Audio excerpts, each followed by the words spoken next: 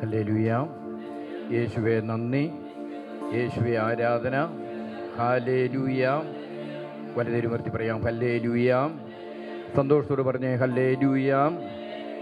യേശുവേ നന്ദി, യേശുവേ ആരാധന. നമ്മൾ ഈ പുതിയ പ്രഭാതത്തിൽ കർത്താവ് നമ്മെ ഇവിടെ ഒരുമിച്ച് കൂട്ടിയിരിക്കുന്നത് കർത്താവിൻ്റെ വചനം കേൾക്കാനും വചനത്തിലൂടെ നമ്മുടെ ജീവിതങ്ങളെ പടുത്തുയർത്താൻ വേണ്ടിയാണ്. നമുക്ക് ഈ ദിവസം പ്രത്യേകമായിട്ടും നമ്മൾ ചിന്തിക്കുന്ന ഒരു വളരെ പ്രധാനപ്പെട്ട ഒരു വിഷയമെന്ന് പറയുന്നത് നമ്മെ അനുഗ്രഹിക്കാൻ കാത്തിരിക്കുന്ന ഒരു ദൈവമുണ്ട്. പറഞ്ഞേ ഹല്ലേലൂയ. സന്തോഷത്തോട് പറഞ്ഞേ ഹല്ലേലൂയ. നമ്മെ അനുഗ്രഹിക്കാൻ കാത്തിരിക്കുന്ന ഒരു ദൈവമുണ്ട്. നമുക്കൊരു പക്ഷേ അതിനെക്കുറിച്ച് വലിയ ബോധ്യമില്ലെങ്കിലും നമ്മെ അനുഗ്രഹിക്കാൻ തൻ്റെ അടുക്കൽ വരുന്നവരെ പ്രത്യേകമായിട്ടും അനുഗ്രഹിക്കാൻ കാത്തിരിക്കുന്ന ഒരു ദൈവമുണ്ട്. ഇതിനെക്കുറിച്ച് നമ്മൾ ചിന്തിക്കുമ്പോൾ പ്രത്യേകമായിട്ടും നമ്മൾ ഇന്ന് തിരിച്ചറിയുന്ന വളരെ പ്രധാനപ്പെട്ട ഒരു കാര്യം ഞാൻ ഓർക്കുന്ന ഒരു സംഭവം പറയാം. നോട്ടർഡാം കത്തീഡ്രലിലെ ഒരു ശുശ്രൂഷയിൽ അവിടുത്തെ ആർച്ച് ബിഷപ്പ് അവിടെ വന്നൊരു പ്രസംഗം പറഞ്ഞു. അദ്ദേഹം ഒരു സംഭവം ഷെയർ ചെയ്തുകൊണ്ട് പറയുകയാണ്. ഒരു സംഭവം ഷെയർ ചെയ്തു. അദ്ദേഹം പറഞ്ഞത് ഇങ്ങനെയാണ്: ഒരു കൂട്ടം ചെറുപ്പക്കാർ ഒരു ദിവസം ആ ദേവാലയത്തിലെത്തി, കത്തീഡ്രൽ ദേവാലയത്തിലെത്തി. ആ ദേവാലയത്തിലെത്തി അതിനുശേഷം അവർ ചെറുപ്പക്കാരാണ്, കുട്ടികളാണ്. അങ്ങനെ ചെറുപ്പക്കാരായിട്ടുള്ളവർ ഒരുമിച്ച് കൂടി അവർ അവിടെ ഇരുന്ന് എന്തൊക്കെയോ പ്ലാൻ ചെയ്യുന്ന കണ്ടു. കുമ്പസാരിക്കൂട്ടി ഇരിക്കുന്ന അച്ഛൻ കാണുകയാണ്. അവരവിടെ വന്നിരുന്ന് എന്തൊക്കെയോ പ്ലാൻ ചെയ്യുന്നു, ചിരിക്കുന്നു, കളിക്കുന്നു. അവസാനം ഇങ്ങനെ എന്തൊക്കെയോ പ്ലാൻ ചെയ്തതിന് ശേഷം അതിൽ ഒരു ചെറുപ്പക്കാരൻ കുമ്പസാരിക്കൂട്ടിൽ കുമ്പസാരിക്കാൻ വേണ്ടി വന്നു. അവനവിടെ വന്ന് കുമ്പസാരിച്ച് വളരെ ഒരു മനുഷ്യന് ചെയ്യാൻ പറ്റുന്നതിൻ്റെ അങ്ങേയറ്റത്തെക്കുറിച്ച് മ്ലേച്ഛകരമായ എല്ലാ പാപങ്ങളും വിളിച്ചു പറഞ്ഞു. അങ്ങനെ വിളിച്ചു പറഞ്ഞ് അവൻ അങ്ങനെ കുമ്പസാരിച്ച് അവൻ അവിടുന്ന് പോവുകയാണ്. അപ്പോൾ കുമ്പസാരിപ്പിച്ച അച്ഛൻ പാപമോചനം നൽകി. അതിങ്ങനെയാണ്: ഈ കുമ്പസാരിച്ചവനോട് പറഞ്ഞു, go in front of the crucifix, look at the Lord and say, Lord, you died for me but I didn't even care. നീ കുരിശിന് മുമ്പിലേക്ക് പോകണം, കുരിശിലേക്ക് നോക്കണം, എന്നിട്ട് നീ പറയണം, കർത്താവെ, നീ മരിച്ചത് എനിക്ക് വേണ്ടിയാ, പക്ഷേ ഞാൻ അത് മൈൻഡ് ചെയ്തില്ല, ഞാൻ അതിനെ ശ്രദ്ധിച്ചില്ല. ഇങ്ങനെ പറയാൻ പറഞ്ഞു. Go in front of the crucifix, look at the Lord and say to the Lord that you died for me, but I didn't even care. ഇവൻ ഇതിങ്ങനെ ആവർത്തിച്ച് പറയാൻ തുടങ്ങി. വലിയ താല്പര്യമൊന്നുമില്ലാതെ ഇവനിങ്ങനെ പറഞ്ഞുകൊണ്ടിരിക്കുകയാണ്. കുരിശിലേക്ക് നോക്കി ഇൻഡിഫറൻ്റായിട്ട്, ഒരു താല്പര്യമില്ലാതെ ഈ പാപമോചനം നൽകിയ ആ പാപം അതിന് പരിഹാരമായി ഏറ്റു പറഞ്ഞ് ഇങ്ങനെ പറഞ്ഞുകൊണ്ടിരിക്കുകയാണ്. കുരിശിലേക്ക് നോക്കി ഇങ്ങനെ പറഞ്ഞുകൊണ്ടിരിക്കുന്ന സമയത്ത് പെട്ടെന്ന് ഇവൻ കാണുന്നത് കുരിശിൽ കിടക്കുന്ന കുരിശിൽ യേശുവിൻ്റെ മുഖത്തേക്കാണ് നോക്കിയത്. ആ യേശു രക്തം ചിന്തിക്കൊണ്ട് അവൻ്റെ മുമ്പിൽ ജീവനുള്ള യേശു ആ കുരിശിൽ കിടക്കുന്നതായിട്ട് ഇവൻ കാണുകയാണ്. ഈശോ കണ്ണുനീരൊഴുക്കുകയാണ്. രക്തം വിയർത്ത് കണ്ണുനീരൊഴുക്കി ആ കുരിശിൽ കിടക്കുന്ന യേശുവിനെ ഇവൻ അപ്പോൾ ദർശിച്ചു. പെട്ടെന്ന് ഇവൻ അവിടെ ഇരുന്ന് കരയാൻ തുടങ്ങി. ഇവൻ കണ്ണുനീരൊഴുക്കി. ഇത് വലിയൊരു ഷോക്കായി മാറി. ഇവൻ അവിടെ ഇരുന്ന് കരയാൻ തുടങ്ങി. അവൻ ഉച്ചത്തിൽ ഇങ്ങനെ വിളിച്ചു പറഞ്ഞു, Lord Jesus, you died for me but I didn't even take care. നീ എനിക്ക് വേണ്ടിയേ മരിച്ചത്, പക്ഷേ അതെനിക്ക് തിരിച്ചറിയാനോ അതിനെ മാനിക്കാനോ എൻ്റെ ജീവിതത്തിൽ പറ്റിയില്ല എന്ന് ഇവൻ ഹൃദയത്തിൽ തട്ടി അവൻ അത് വിളിച്ചു പറയാൻ തുടങ്ങി. അങ്ങനെ അവിടുന്ന് പെട്ടെന്ന് അവൻ എഴുന്നേറ്റ് ഈ അച്ഛൻ്റെ അടുത്ത് ഓടിച്ചെല്ലുകയാണ്. ഓടിച്ചെന്നിട്ട് അച്ഛൻ്റെ അടുത്ത് അവൻ തൻ്റെ പാപങ്ങൾ ഏറ്റുപറഞ്ഞ് കുമ്പസാരിച്ചു. അങ്ങനെ കുമ്പസാരിച്ച് കഴിഞ്ഞപ്പോൾ നല്ലൊരു കുമ്പസാരം നടത്താൻ ഈ വൈദികൻ സഹായിച്ചു. അങ്ങനെ അവൻ്റെ ജീവിതത്തിൽ അവൻ പ്രത്യേകമായിട്ടും അനുഗ്രഹിക്കുന്ന യേശുവിനെ കണ്ടുമുട്ടി. അവൻ്റെ ജീവിതത്തിൽ യേശുവിനെതിരായി ചെയ്ത പാപങ്ങളെക്കുറിച്ചും തിന്മകളെക്കുറിച്ചും ഒരു തിരിച്ചറിവ് നൽകി. അവൻ്റെ ജീവിതത്തിൽ വലിയ ഒരു മാനസാന്തരത്തിനത് കാരണമായി. എന്നിട്ട് ഈ ആർച്ച് ബിഷപ്പ് പറഞ്ഞു, ദാറ്റ് ബോയ് വാസ് മീ. ആ ചെറുപ്പക്കാരൻ ഞാനായിരുന്നുവെന്ന് ഈ ആർച്ച് ബിഷപ്പ് പറയുകയാണ്. സ്നേഹമുള്ളവരെ, നമ്മൾ തിരിച്ചറിയണം, യേശു നമുക്ക് വേണ്ടി കുരിശിൽ മരിച്ചിട്ടും യേശുവിൻ്റെ സ്നേഹത്തിൻ്റെ ആഴങ്ങൾ തിരിച്ചറിയാതെ പാപത്തിലൂടെയും അതുപോലെ തിന്മയിലൂടെയും തകർച്ചയിലൂടെയും കടന്നു പോകുന്ന നാം ഓരോരുത്തരും, അല്ലെങ്കിൽ അങ്ങനെയുള്ളവർ യേശുവിൻ്റെ സ്നേഹത്തിൻ്റെ നീളവും വീതിയും ആഴവും ഉയരവും എന്ന് തിരിച്ചറിയുന്നുവോ അന്ന് അവൻ്റെ ജീവിതത്തിൽ വലിയൊരു മാനസാന്തരത്തിന് അത് കാരണമായി തീരും. പറഞ്ഞേ ഹല്ലേലൂയാം, ഹല്ലേലൂയാം. അപ്പം അതുകൊണ്ട് നമ്മെ കാത്തിരിക്കുന്ന, അനുഗ്രഹിക്കാൻ കാത്തിരിക്കുന്ന ഒരു ദൈവമുണ്ട്. നമുക്ക് വലതേര് ഉയർത്തി പറയാം ഹല്ലേലൂയാം. സന്തോഷത്തോട് പറഞ്ഞേ ഹല്ലേലൂയാം. വലിയ സ്നേഹത്തോടെ പറഞ്ഞേ ഹല്ലേലൂയാം. അതുകൊണ്ടാണ് യോഹന്നാൻ്റെ സുവിശേഷം 19:28, നമുക്ക് ആ വചനം ഒന്ന് വായിക്കാം. യോഹന്നാൻ്റെ സുവിശേഷം 19:28. ബൈബിളില്ലാത്തവർ ബൈബിൾ താഴെ നിന്ന് എടുത്താൽ മതി. ആ ബൈബിൾ എടുത്ത് വായിക്കുമ്പോൾ നമുക്ക് പ്രത്യേകമായിട്ടും നമ്മെ കാത്തിരിക്കുന്ന, അനുഗ്രഹിക്കാൻ കാത്തിരിക്കുന്ന ഒരു ദൈവമുണ്ട് എന്ന് നമുക്ക് വ്യക്തമായിട്ടും നമുക്ക് തിരിച്ചറിയാനായിട്ട് സാധിക്കും. പറഞ്ഞേ ഹല്ലേലൂയാം. സന്തോഷത്തോട് പറഞ്ഞേ ഹല്ലേലൂയാം. 28-ാമത്തെ വായന യോഹന്നാൻ 19:28. നമുക്ക് ഒരുമിച്ച് വായിക്കാം. അനന്തരം എല്ലാം നിറവേറി കഴിഞ്ഞുവെന്ന് അറിഞ്ഞ് തിരുവെഴുത്ത് പൂർത്തിയാകാൻ വേണ്ടി യേശു പറഞ്ഞു, എനിക്ക് ദാഹിക്കുന്നു, എനിക്ക് ദാഹിക്കുന്നു. എല്ലാം നിറവേറി കഴിഞ്ഞ് കുരിശിൽ തൻ്റെ ദൗത്യമെല്ലാം പൂർത്തിയാക്കി യേശു അവസാനം പറയുക, എനിക്ക് ദാഹിക്കുന്നു. പറഞ്ഞേ ഹല്ലേലൂയാം, ഹല്ലേലൂയാം. വലതിരുമൂർത്തി പറഞ്ഞേ ഹല്ലേലൂയാം. എനിക്ക് ദാഹിക്കുന്നു. യോഹന്നാൻ 19:28. എനിക്ക് ദാഹിക്കുന്നു. ഉച്ചത്തിൽ പറയാം. യോഹന്നാൻ 19:28. എനിക്ക് ദാഹിക്കുന്നു. ഇപ്പോൾ നമ്മെ അനുഗ്രഹിക്കാൻ കാത്തിരിക്കുന്ന ഒരു യേശു കുരിശിലുണ്ട്. ഈ യേശുവിനെ തിരിച്ചറിയുന്ന ഒരു വ്യക്തിയുടെ ജീവിതത്തിൽ അനുഗ്രഹ വർഷം അവൻ്റെ ജീവിതത്തിൽ കടന്നു വരും. പറഞ്ഞേ ഹല്ലേലൂയാം. നമ്മൾ ബൈബിളിലേക്ക് നമ്മൾ കടന്നു വരുമ്പോൾ നമ്മെ അനുഗ്രഹിക്കാൻ കാത്തിരിക്കുന്ന യേശുവിനെ നമ്മൾ ബൈബിളിൽ കണ്ടുമുട്ടുന്നുണ്ട്. നമുക്കറിയാം യോഹന്നാൻ്റെ സുവിശേഷം 4-ാമത്തെ അധ്യായം. യോഹന്നാൻ്റെ സുവിശേഷം 4-ാമത്തെ അധ്യായം 3 മുതലുള്ള തിരുലിഖിതങ്ങൾ. അവിടെ പ്രത്യേകമായിട്ടും നമ്മെ അനുഗ്രഹിക്കാൻ കാത്തിരിക്കുന്ന ഒരു വ്യക്തിയുടെ ജീവിതത്തിൽ, സമരിയക്കാരിയുടെ സ്ത്രീയുടെ ജീവിതത്തിൽ ഈശോ അനുഗ്രഹിക്കാൻ, അവളുടെ പാപകരമായ ജീവിതങ്ങളിലൂടെ, അവസ്ഥകളിലൂടെ കടന്നുപോയ അവളുടെ ജീവിതത്തെ അനുഗ്രഹിക്കാൻ കാത്തിരിക്കുന്ന ഒരു കർത്താവ്. ആ കർത്താവിനെ നമുക്ക് ഈ വചനത്തിൽ കണ്ടുമുട്ടാം. നമുക്ക് 3 മുതലുള്ള വചനങ്ങൾ വായിക്കാം, ഒരുമിച്ച് വായിക്കാം. യോഹന്നാന്റെ സുവിശേഷം 4:3 മുതലുള്ള വചനങ്ങൾ. അവൻ യൂദയ വിട്ട് വീണ്ടും ഗലീലയിലേക്ക് പുറപ്പെട്ടു. അവന് സമരിയായിലൂടെ കടന്നു പോകേണ്ടിയിരുന്നു. സമരിയായിലെ സിക്കാർ എന്ന പട്ടണത്തിൽ അവനെത്തി. യാക്കോബ് തൻ്റെ മകൻ ജോസഫിന് നൽകിയ വയലിനടുത്താണ് ഈ പട്ടണം. യാക്കോബിൻ്റെ കിണർ അവിടെയാണ്. യാത്ര ചെയ്തു ക്ഷീണിച്ച യേശു ആ കിണറിൻ്റെ കരയിലിരുന്നു. അപ്പോൾ ഏകദേശം 6-ാം മണിക്കൂറായിരുന്നു. ആ സമയം ഒരു സമരിയാക്കാരി അവിടെ വെള്ളം കോരാൻ വന്നു. യേശു അവളോട്, എനിക്ക് കുടിക്കാൻ തരിക എന്ന് പറഞ്ഞു. ഹല്ലേലൂയാം, ഹല്ലേലൂയ. അപ്പം സമരിയാക്കാരി സ്ത്രീ അവളുടെ ജീവിതത്തിൽ യേശു അനുഗ്രഹിക്കാനായിട്ട് ആഗ്രഹിച്ചുകൊണ്ട് യേശുവിന് സമരിയായിലൂടെ കടന്നു പോകണമെന്നില്ല. യൂദയായി വിട്ട് തൻ്റെ ശുശ്രൂഷകൾ ഈശോയ്ക്ക്, പിന്നീട് ഈശോ ശുശ്രൂഷയ്ക്കായി പോകുന്ന സ്ഥലത്തേക്ക് ഈ ഇത്രയും ദൂരം യാത്ര ചെയ്ത് സമരിയായി പറഞ്ഞ കാര്യമില്ല. പക്ഷേ ഈശോയ്ക്കൊരു ലക്ഷ്യമുണ്ട്. ഈശോയ്ക്കുള്ള ലക്ഷ്യം എന്ന് പറയുന്നത് ഈ സമരിയാക്കാരി സ്ത്രീയെ അനുഗ്രഹിക്കണം. അവളുടെ പാപകരമായ ജീവിതം വിട്ടുപേക്ഷിക്കാൻ അവളുടെ ജീവിതത്തിൽ ഇടപെടണം.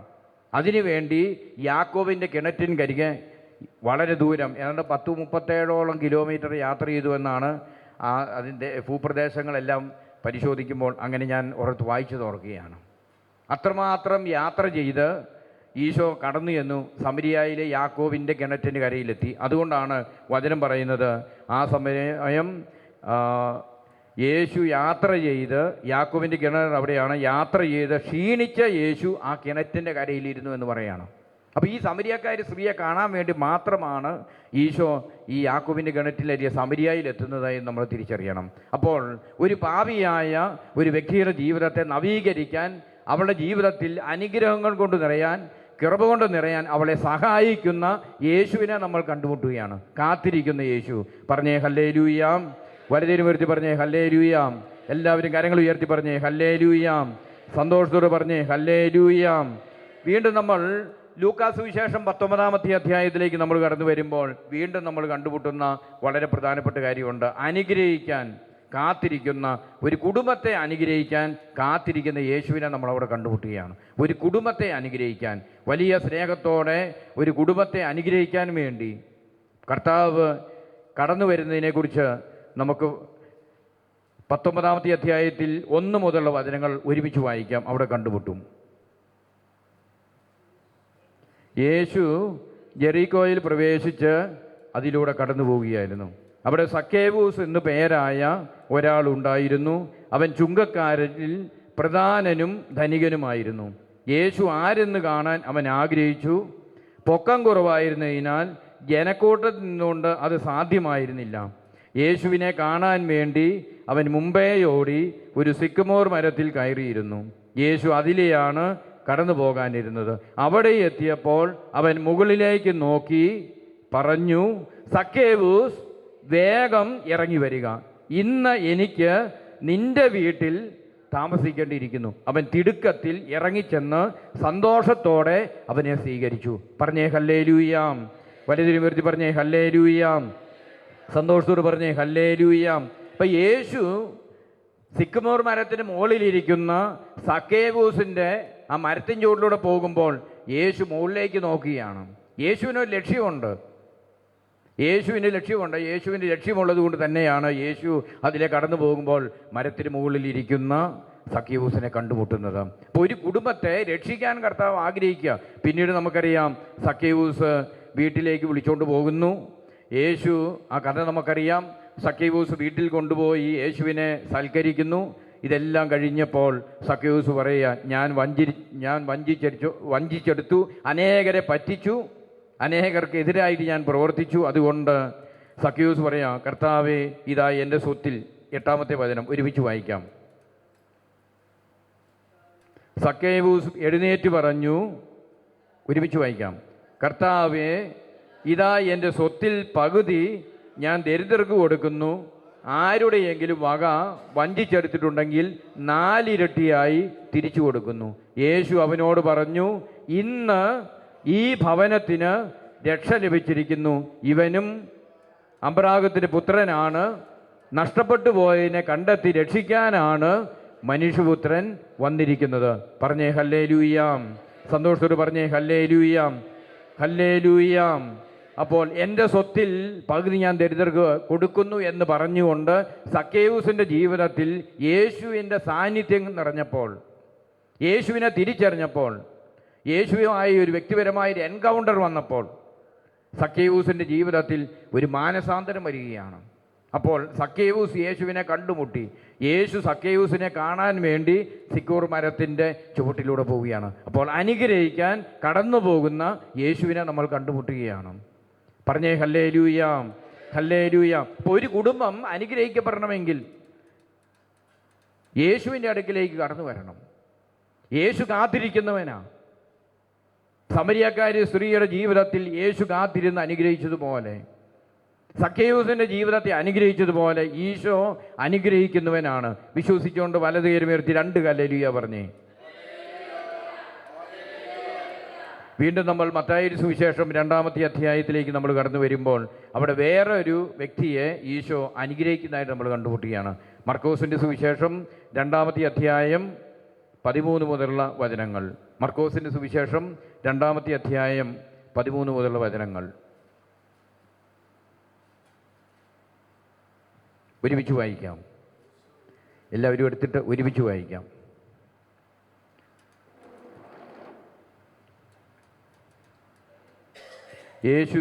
ഒരുമിച്ച് വായിക്കാം. യേശു വീണ്ടും കടൽ തീരത്തേക്ക് പോയി. ജനക്കൂട്ടം അവൻ്റെ അടുത്തെത്തി. അവൻ അവരെ പഠിപ്പിച്ചു. അവൻ കടന്നു പോയപ്പോൾ ഹൽപ്പയുടെ പുത്രനായ ലേവി ചുങ്കസ്ഥലത്തിരിക്കുന്നത് കണ്ട് അവനോട് പറഞ്ഞു, എന്നെ അനുഗമിക്കുക. അവൻ എഴുന്നേറ്റ് അവനെ അനുഗമിച്ചു. അവൻ ലേവിയുടെ ഭവനത്തിൽ ഭക്ഷണത്തിരിക്കുമ്പോൾ അനേകം ചുങ്കക്കാരും പാപികളും അവൻ്റെയും ശിഷ്യന്മാരുടെയും കൂടി ഇരുന്നു.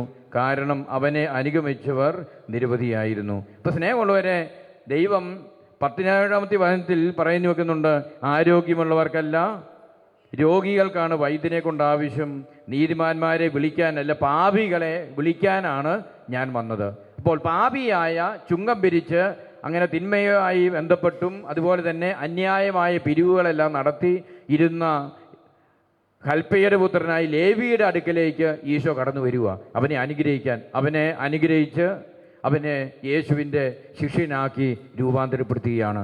പറഞ്ഞേ ഹല്ലേലൂയാം, സന്തോഷത്തോട് പറഞ്ഞേ ഹല്ലേലൂയാം. അപ്പം നമ്മൾ തീർച്ചയായിട്ടും ഈ വചനങ്ങളിലൂടെ കടന്നു വരുമ്പോൾ നമ്മെ അനുഗ്രഹിക്കാൻ കാത്തിരിക്കുന്ന ഒരു ദൈവം വിശുദ്ധ ഗ്രന്ഥങ്ങളിലുണ്ട്. പറഞ്ഞേ ഹല്ലേലൂയാം, ഹല്ലേലൂയാം. നമ്മെ അനുഗ്രഹിക്കാൻ, നമ്മുടെ ഔദാര്യം കാണിക്കാൻ, നമ്മുടെ ജീവിതത്തിൽ ഇടപെടാനുള്ള ഒരു ദൈവം വചനത്തിലൂടെ നമുക്ക് വെളിപ്പെടുത്തി തരിക. യെശയ്യാ പ്രവാചകന്റെ പുസ്തകം 30:18.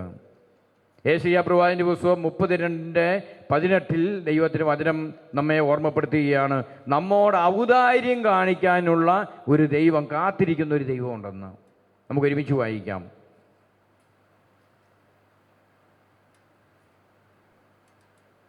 ഒരുമിച്ച് വായിക്കാം. നിന്നോട് ഔദാര്യം കാണിക്കാൻ കർത്താവ് കാത്തിരിക്കുന്നു, നിന്നോട് കാരുണ്യം പ്രദർശിപ്പിക്കുവാൻ അവിടുന്ന് തന്നെ ഉയർത്തുന്നു.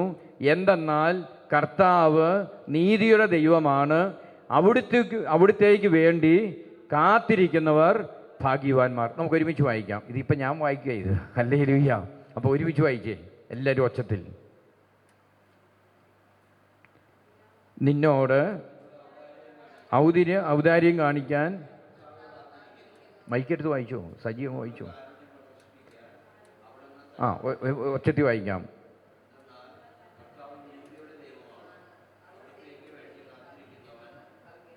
അപ്പോൾ നമുക്ക് ഒരുമിച്ച് വായിക്കാം, ഒരുമിച്ച് എല്ലാവരും ചേർന്ന് വായിക്കാം. നിന്നോട് ഔദാര്യം കാണിക്കാൻ കർത്താവ് കാത്തിരിക്കുന്നു, നിന്നോട് കാരുണ്യം പ്രദർശിപ്പിക്കുവാൻ അവിടുന്ന് തന്നെ ഉയർത്തുന്നു. എന്തെന്നാൽ കർത്താവ് നീതിയുടെ ദൈവമാണ്, അവിടുത്തേക്ക് വേണ്ടി കാത്തിരിക്കുന്നവർ ഭാഗ്യവാന്മാർ. നമുക്ക് വലതുകരം ഉയർത്തി പറഞ്ഞേ ഹല്ലേലൂയാം, സന്തോഷത്തോട് പറഞ്ഞേ ഹല്ലേലൂയാം. ഈ വചനം ഏറ്റു പറയാം. നമ്മോട് കർത്താവ് ഔദാര്യം കാണിക്കാൻ, കാരുണ്യം കാണിക്കാൻ, നമ്മുടെ ജീവിതത്തിൻ്റെ ഓരോ വഴികളിൽ കർത്താവ് പ്രത്യേകമായിട്ട് ഔദാര്യം കാണിക്കണം, കാരുണ്യം കാണിക്കണം. നമുക്ക് വലതുകരം ഉയർത്തി ഈ വചനം ഏറ്റു പറയാം. നിന്നോട് ഔദാര്യം കാണിക്കാൻ കർത്താവ് കാത്തിരിക്കുന്നു, നിന്നോട് കാരുണ്യം പ്രദർശിപ്പിക്കുവാൻ അവിടുന്ന് തന്നെ ഉയർത്തുന്നു. എന്തെന്നാൽ കർത്താവ് നീതിയുടെ ദൈവമാണ്, അവിടുത്തേക്ക് വേണ്ടി കാത്തിരിക്കുന്നവർ ഭാഗ്യവാന്മാർ. ഹല്ലേലൂയാം, ഹല്ലേലൂയാം. ഞാൻ ഓർക്കുന്നുണ്ട്, കഴിഞ്ഞ മാസം 2-ാം ചൊവ്വാഴ്ച വടക്കഞ്ചേരി ഫൊറോനയിൽ നടത്തപ്പെടുന്ന ഏകദിന കൺവെൻഷനിൽ ഒരു അപ്പച്ചൻ സാക്ഷ്യം പറയാൻ വന്നു. ഈ അപ്പച്ചൻ ഏതാണ്ട് 10 വർഷങ്ങൾക്ക് മുമ്പ് അദ്ദേഹം കിണറ്റിൽ നിന്ന് വെള്ളം കോരുകയാണ്. അതിന് മറയൊന്നുമില്ല, കിണറിന് മറയില്ലാത്ത ഒരു കിണർ. അതുകൊണ്ട് ഈ കിണറിന് ക്രോസ് ചെയ്ത് കമുകിൻ്റെ 2 മരമായിട്ട്, കമുക് മരമായിട്ടത്. അപ്പോൾ ഈ ചേട്ടൻ ഈ കമുകിൻ്റെ മരത്തെ ചവിട്ടി വെള്ളം ഇങ്ങനെ കോരിക്കൊണ്ടിരിക്കുകയാണ്. വെള്ളം ഇങ്ങനെ കിണറ്റിൽ നിന്ന് ഇങ്ങനെ കോരിക്കൊണ്ടിരിക്കുന്ന സമയത്ത് ഈ കിണറിൽ ക്രോസ് ചെയ്ത് വെച്ചിരുന്ന, അദ്ദേഹം ചവിട്ടിയിരുന്ന ഈ കമുക് തടിയ് അത് ഒടിഞ്ഞ് താഴേക്ക് പോയി. ഈ ചേട്ടൻ വെള്ളം ഉൾപ്പെടെ താഴേക്ക് പോയി. അങ്ങനെ താഴേക്ക് വന്ന് ഈ ചേട്ടൻ്റെ ഈ മുഖമെല്ലാം കൂടി, ഈ താടിയും പല്ലും മുഖമെല്ലാം കൂടി ഒരു പാറയിൽ പോയി ഇടിച്ചു. പാറയിൽ പോയി ഇടിച്ച് അങ്ങനെ വലിയൊരു സീരിയസായ ഒരു അപകടമായി മാറി.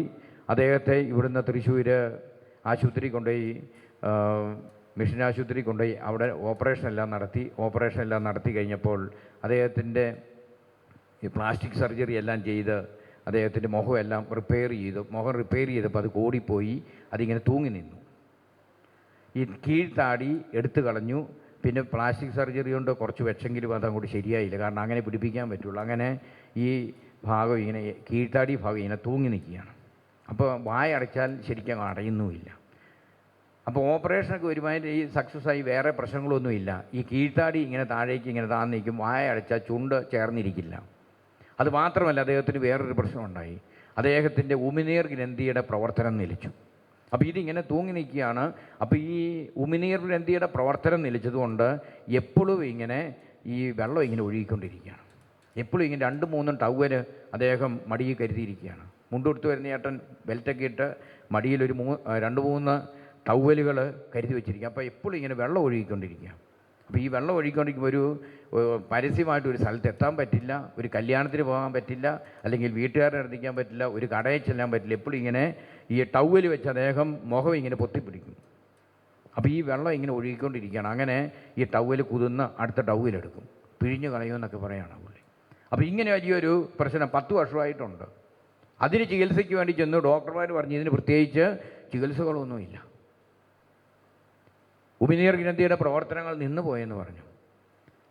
അങ്ങനെ ഇരിക്കുന്ന സമയത്ത് ഈ ചേട്ടൻ ഈ ഏകദിന ശുശ്രൂഷയിൽ വന്ന് പങ്കെടുക്കുകയാണ്.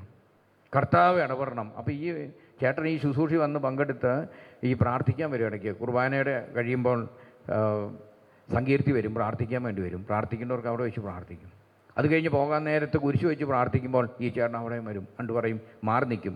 എല്ലാവരുടെയും ആശീർവാദം കഴിഞ്ഞ് കുരിശ് വരച്ച് പ്രാർത്ഥന കഴിഞ്ഞ് കഴിയുമ്പോൾ ഈ ചേട്ടൻ ലാസ്റ്റ് വരും. ചേട്ടൻ വന്നിട്ട് പറയും, അച്ഛാ ഇതിങ്ങനെ ഒഴുകിക്കൊണ്ടിരിക്കുക. അത് കഴിഞ്ഞ് മംഗൾഡാമിൽ വെച്ച് നടത്തപ്പെടുന്ന ഏകദിന കൺവെൻഷൻ എല്ലാ മാസവും ഉണ്ട്, അവിടെയും വന്നു. പിറ്റേ മാസം ഇവിടെ വന്ന് ഈ ചേട്ടൻ സാക്ഷ്യം പറയുന്ന കാര്യം ഇതാണ്. അങ്ങനെ വന്ന് പ്രാർത്ഥിച്ച് ഏകദിന ശുശ്രൂഷയിൽ പങ്കെടുത്ത് പ്രാർത്ഥിച്ച് പോയി കഴിഞ്ഞപ്പോൾ ഈ ഉമിനീർ ഗ്രന്ഥിയുടെ പ്രവർത്തനം ശരിയായി. ഈ തുപ്പലുകൾ, ഉമിനീരുകൾ താഴേക്ക് ഇങ്ങനെ ഒഴുകി വരുന്നത് പിടിച്ചു കെട്ടി പോലെ നിന്നു, സൗഖ്യം കിട്ടിയെന്ന് പറഞ്ഞു. പറഞ്ഞേ ഹല്ലേലൂയാം. സന്തോഷത്തോട് പറഞ്ഞേ ഹല്ലേലൂയാം.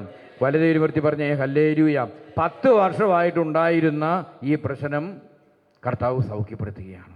അപ്പോൾ ദൈവത്തിന് വചനം പറയുക, നിന്നോട് ഔദാര്യം കാണിക്കാൻ കർത്താവ് കാത്തിരിക്കുന്നു, നിന്നോട് കാരുണ്യം പ്രദർശിപ്പിക്കാൻ അവിടുന്ന് തന്നെ ഉയർത്തുന്നു എന്ന് പറയുകയാണ്. പറഞ്ഞേ ഹല്ലേലൂയാം, ഹല്ലേലൂയാം.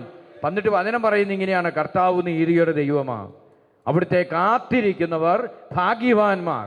അപ്പം നമ്മൾ ഇന്ന് ഈ ശുശ്രൂഷയിൽ ഇവിടെ പങ്കെടുക്കുമ്പോൾ, കർത്താവിന് വചനം ഇവിടെ നൽകപ്പെടുമ്പോൾ, ഈ വചനം ശ്രവിക്കുമ്പോൾ ദൈവത്തിൻ്റെ വചനം പഠിപ്പിക്കുന്ന ഇങ്ങനെയാണ്, അവിടുത്തെ വചനത്തിന് വേണ്ടി, കർത്താവിന് വേണ്ടി കാത്തിരിക്കുന്നവർ ഭാഗ്യവാന്മാർ. വിശ്വസിച്ചുകൊണ്ട് പറഞ്ഞേ 2 ഹല്ലേലൂയാം.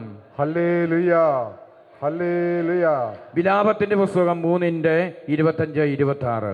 വിലാപത്തിൻ്റെ പുസ്തകം 3:25-26 ദൈവത്തിൻ്റെ വചനം, ദൈവത്തെ കാത്തിരിക്കുന്നവർക്ക് കർത്താവ് അവരുടെ ജീവിതത്തിൽ ഔദാര്യം പ്രദർശിപ്പിക്കുമെന്ന് ദൈവത്തിൻ്റെ വചനം പഠിപ്പിക്കുക. നമുക്ക് ആ വചനമെടുത്ത് പ്രത്യേകമായിട്ടും നമുക്ക് വായിച്ച് അതിൻ്റെ ഒരു അഭിഷേകം നമ്മുടെ ജീവിതത്തിൽ ലഭിക്കണം. കർത്താവിനെ കാത്തിരിക്കുമ്പോൾ, ഈശോയെ കാത്തിരിക്കുമ്പോൾ, ഈശോ നമ്മുടെ ജീവിതത്തിൽ ഔദാര്യങ്ങൾ നൽകിക്കൊണ്ട്, കാരുണ്യം കാണിച്ചുകൊണ്ട് നമ്മുടെ ജീവിതത്തെ അനുഗ്രഹിക്കും. നമുക്ക് ആ വചനം ഏറ്റുപറഞ്ഞ് പ്രാർത്ഥിക്കാം. എടുത്തവർ ഒരുമിച്ച് വായിക്കാം.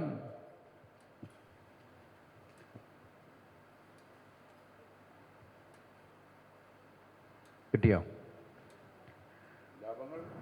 3:25-26.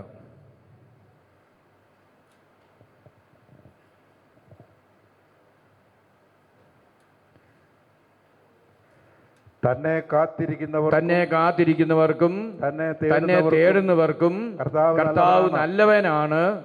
കർത്താവിന്റെ രക്ഷയെ ശാന്തമായി കാത്തിരിക്കുന്നത് ഉത്തമം. അപ്പൊ ദൈവത്തിന് വചനം പഠിപ്പിക്കുകയാണ്, തന്നെ കാത്തിരിക്കുന്നവർക്ക്, തന്നെ തേടുന്നവർക്ക് കർത്താവ് നല്ലവനാണ്. അപ്പം അതുകൊണ്ട് നമ്മൾ ശാന്തമായി കർത്താവിൻ്റെ പ്രവർത്തനത്തിന് വേണ്ടി നമ്മൾ കാത്തിരിക്കണം. പറഞ്ഞേ ഹല്ലേലൂയാം, ഹല്ലേലൂയാം. വലതിരി ഉയർത്തി നമുക്ക് ഈ വചനം ഒരിക്കൽ കൂടി നമുക്ക് വായിക്കാം. വചനം ഒരിക്കൽ കൂടി ഒരുമിച്ച് വായിക്കാം. തന്നെ കാത്തിരിക്കുന്നവർക്കും തന്നെ തേടുന്നവർക്കും കർത്താവ് നല്ലവനാണ്. കർത്താവിന്റെ രക്ഷയെ ശാന്തമായി കാത്തിരിക്കുന്നത് ഉത്തമമാണ്. പറഞ്ഞേ ഹല്ലേലൂയാം, ഹല്ലേലൂയാം. ഉയർത്തി പറഞ്ഞേ ഹല്ലേലൂയാം. സന്തോഷത്തോടെ പറഞ്ഞേ ഹല്ലേലൂയാം. അതുകൊണ്ട് കർത്താവിന്റെ ഈ വചനത്തെക്കുറിച്ച് നമ്മൾ ചിന്തിക്കുമ്പോൾ കർത്താവ് നമ്മെ അനുഗ്രഹിക്കുന്നവനാണ്. നമ്മൾക്ക് അനുഗ്രഹങ്ങൾ നൽകാൻ വേണ്ടി നമ്മെ പ്രതീക്ഷിച്ച് കാത്തിരിക്കുന്നവനാണ് യേശു എന്ന് നമ്മൾ തിരിച്ചറിയണം. അതുകൊണ്ട് നമ്മൾ വേറൊരു വചനം പറഞ്ഞ കർത്താവിൻ്റെ കരുണയ്ക്ക് വേണ്ടി പ്രാർത്ഥിക്കാം. യെശയ്യാ പ്രവാചകൻ്റെ പുസ്തകം 33:2. യെശയ്യാ പ്രവാചകൻ്റെ പുസ്തകം 33:2 ഈ വചനം നമുക്ക് പറഞ്ഞുകൊണ്ട് കർത്താവിൻ്റെ കരുണയ്ക്ക് വേണ്ടി നമുക്ക് കാത്തിരിക്കണം. ആ വചനം പ്രത്യേകമായിട്ട് ഒരു പ്രാർത്ഥനയാണ്, സങ്കീർത്തകൻ്റെ ഒരു പ്രാർത്ഥനയാണ്. കരുണയ്ക്ക് വേണ്ടി, കർത്താവിൻ്റെ ഔദാര്യത്തിന് വേണ്ടിയുള്ള ഒരു പ്രാർത്ഥനയാണ് യെശയ്യാ 33:2 പ്രാർത്ഥന. നമുക്ക് ഒരുമിച്ച് ആ പ്രാർത്ഥന വായിക്കാം. കർത്താവേ, ഞങ്ങളോട് കരുണയുണ്ടാകണമേ. ഞങ്ങൾക്ക് വേണ്ടി ഞങ്ങൾ അങ്ങേക്ക് വേണ്ടി കാത്തിരിക്കുന്നു. ഓരോ പ്രഭാതത്തിലും ഞങ്ങളുടെ കരവും കഷ്ടതയുടെ കാലത്ത് ഞങ്ങളുടെ രക്ഷയുമായിരിക്കണമേ. നമുക്ക് ഒരുമിച്ച് വായിക്കാം. വലതുകരം ഉയർത്തി കർത്താവിനോട് നമ്മൾ പ്രത്യേകമായിട്ടും കർത്താവിൻ്റെ ഔദാര്യത്തിന് വേണ്ടി, കർത്താവിൻ്റെ കരുണയ്ക്ക് വേണ്ടി നമുക്ക് പ്രാർത്ഥിക്കാം. കർത്താവേ, ഞങ്ങളോട് കരുണയുണ്ടാകണമേ. ഞങ്ങൾ അങ്ങേക്ക് വേണ്ടി കാത്തിരിക്കുന്നു. ഓരോ പ്രഭാതത്തിലും ഞങ്ങളുടെ കരവും കഷ്ടതയുടെ കാലത്ത് ഞങ്ങളുടെ രക്ഷയുമായിരിക്കണമേ. ഹല്ലേലൂയാം, ഹല്ലേലൂയാം, ഹല്ലേലൂയാം. നമുക്കൊന്ന് എഴുന്നേറ്റ് ചെയ്യുന്നാലോ? നമുക്കൊന്ന് എഴുന്നേറ്റ് ചെയ്യുന്ന ഓരോ പ്രഭാതത്തിലും കർത്താവ് നമ്മുടെ രക്ഷയായിരിക്കണം. കർത്താവിൻ്റെ കരം ഓരോ പ്രഭാതത്തിൽ നമുക്ക് തിരിച്ചറിയണം. കഷ്ടതയുടെ കാലങ്ങളിൽ, നാളുകളിൽ പ്രത്യേകമായിട്ടും കർത്താവിൻ്റെ കരം ഓരോ പ്രഭാതത്തിലും ദിനംതോറും കർത്താവിൻ്റെ കരം നമുക്ക് ദർശിക്കാനുള്ള വലിയൊരു അനുഗ്രഹത്തിന് വേണ്ടി, കർത്താവിൻ്റെ അനുഗ്രഹങ്ങൾ ദിനം പ്രതി നമ്മുടെ കുടുംബങ്ങളിൽ കടന്നു വരാൻ പ്രത്യേകമായൊരു പ്രാർത്ഥനയാണ് ഇത്. യെശയ്യാ പ്രവാചകന്റെ പ്രാർത്ഥനയാണ്. നമുക്ക് രണ്ട് കരങ്ങളും ഉയർത്തി ഈ പ്രാർത്ഥന ഏറ്റുപറഞ്ഞുകൊണ്ട് കർത്താവിനെ സ്തുതിക്കാം. കർത്താവേ, ഞങ്ങളോട് കരുണയുണ്ടാകണമേ. ഞങ്ങൾ അങ്ങേക്ക് വേണ്ടി കാത്തിരിക്കുന്നു. ഓരോ പ്രഭാതത്തിലും ഞങ്ങളുടെ കരവും കഷ്ടതയുടെ കാലത്ത് ഞങ്ങളുടെ രക്ഷയുമായിരിക്കണമേ. ഓരോ പ്രഭാതത്തിലും ഞങ്ങളുടെ കരവും കഷ്ടതയുടെ കാലത്ത് ഞങ്ങളുടെ രക്ഷയുമായിരിക്കണമേ. Hallelujah, hallelujah. സ്തുതിച്ച് ആരാധിക്കുന്നു. ഹല്ലേലൂയ. ആരാധന, ആരാധന, ആരാധന. ഈശോയെ നന്ദി പറഞ്ഞ് ആരാധിക്കുന്നു. ഈ പ്രഭാതത്തിൽ ഞങ്ങൾ അങ്ങേ ആരാധിക്കുന്നു. കർത്താവേ, കരുണ വർഷിക്കണമേ. ഞങ്ങൾക്ക് വേണ്ടി അങ്ങ് കരുണ ചൊരിയണമേ. ഔദാര്യം വർഷിക്കണമേ. ഞങ്ങളുടെ ജീവിതങ്ങളെ അനുഗ്രഹിക്കണമേ. Hallelujah, hallelujah. ആരാധന, ആരാധന, ആരാധന. യേശുവേ നന്ദി, യേശുവേ ആരാധന, ആരാധന. Hallelujah, hallelujah. ആരാധന, ആരാധന.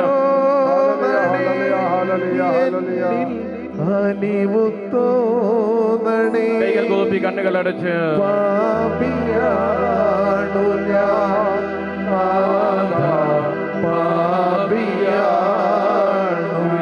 എല്ലാവരും ചേർന്ന്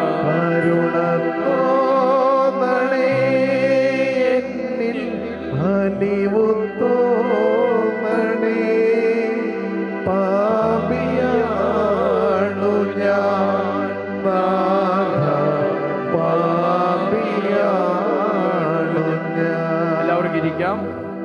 യെശയ്യാ പ്രവാചകന്റെ പുസ്തകം 64-ാമത്തെ അധ്യായം 4-ാമത്തെ തിരുലിഖിതത്തിൽ കർത്താവിൻ്റെ വചനം ഇങ്ങനെ പഠിപ്പിക്കുക. തന്നെ കാത്തിരിക്കുന്നവർക്ക് വേണ്ടി അധ്വാനിക്കുന്ന ഒരു ദൈവം ഉണ്ടെന്ന് പറയാം. കർത്താവിനെ കാത്തിരിക്കുന്നവർക്ക് വേണ്ടി അധ്വാനിക്കുന്ന ഒരു ദൈവം.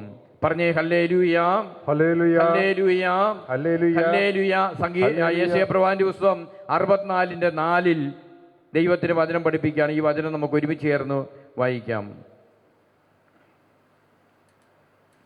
യെശയ്യാ 64:4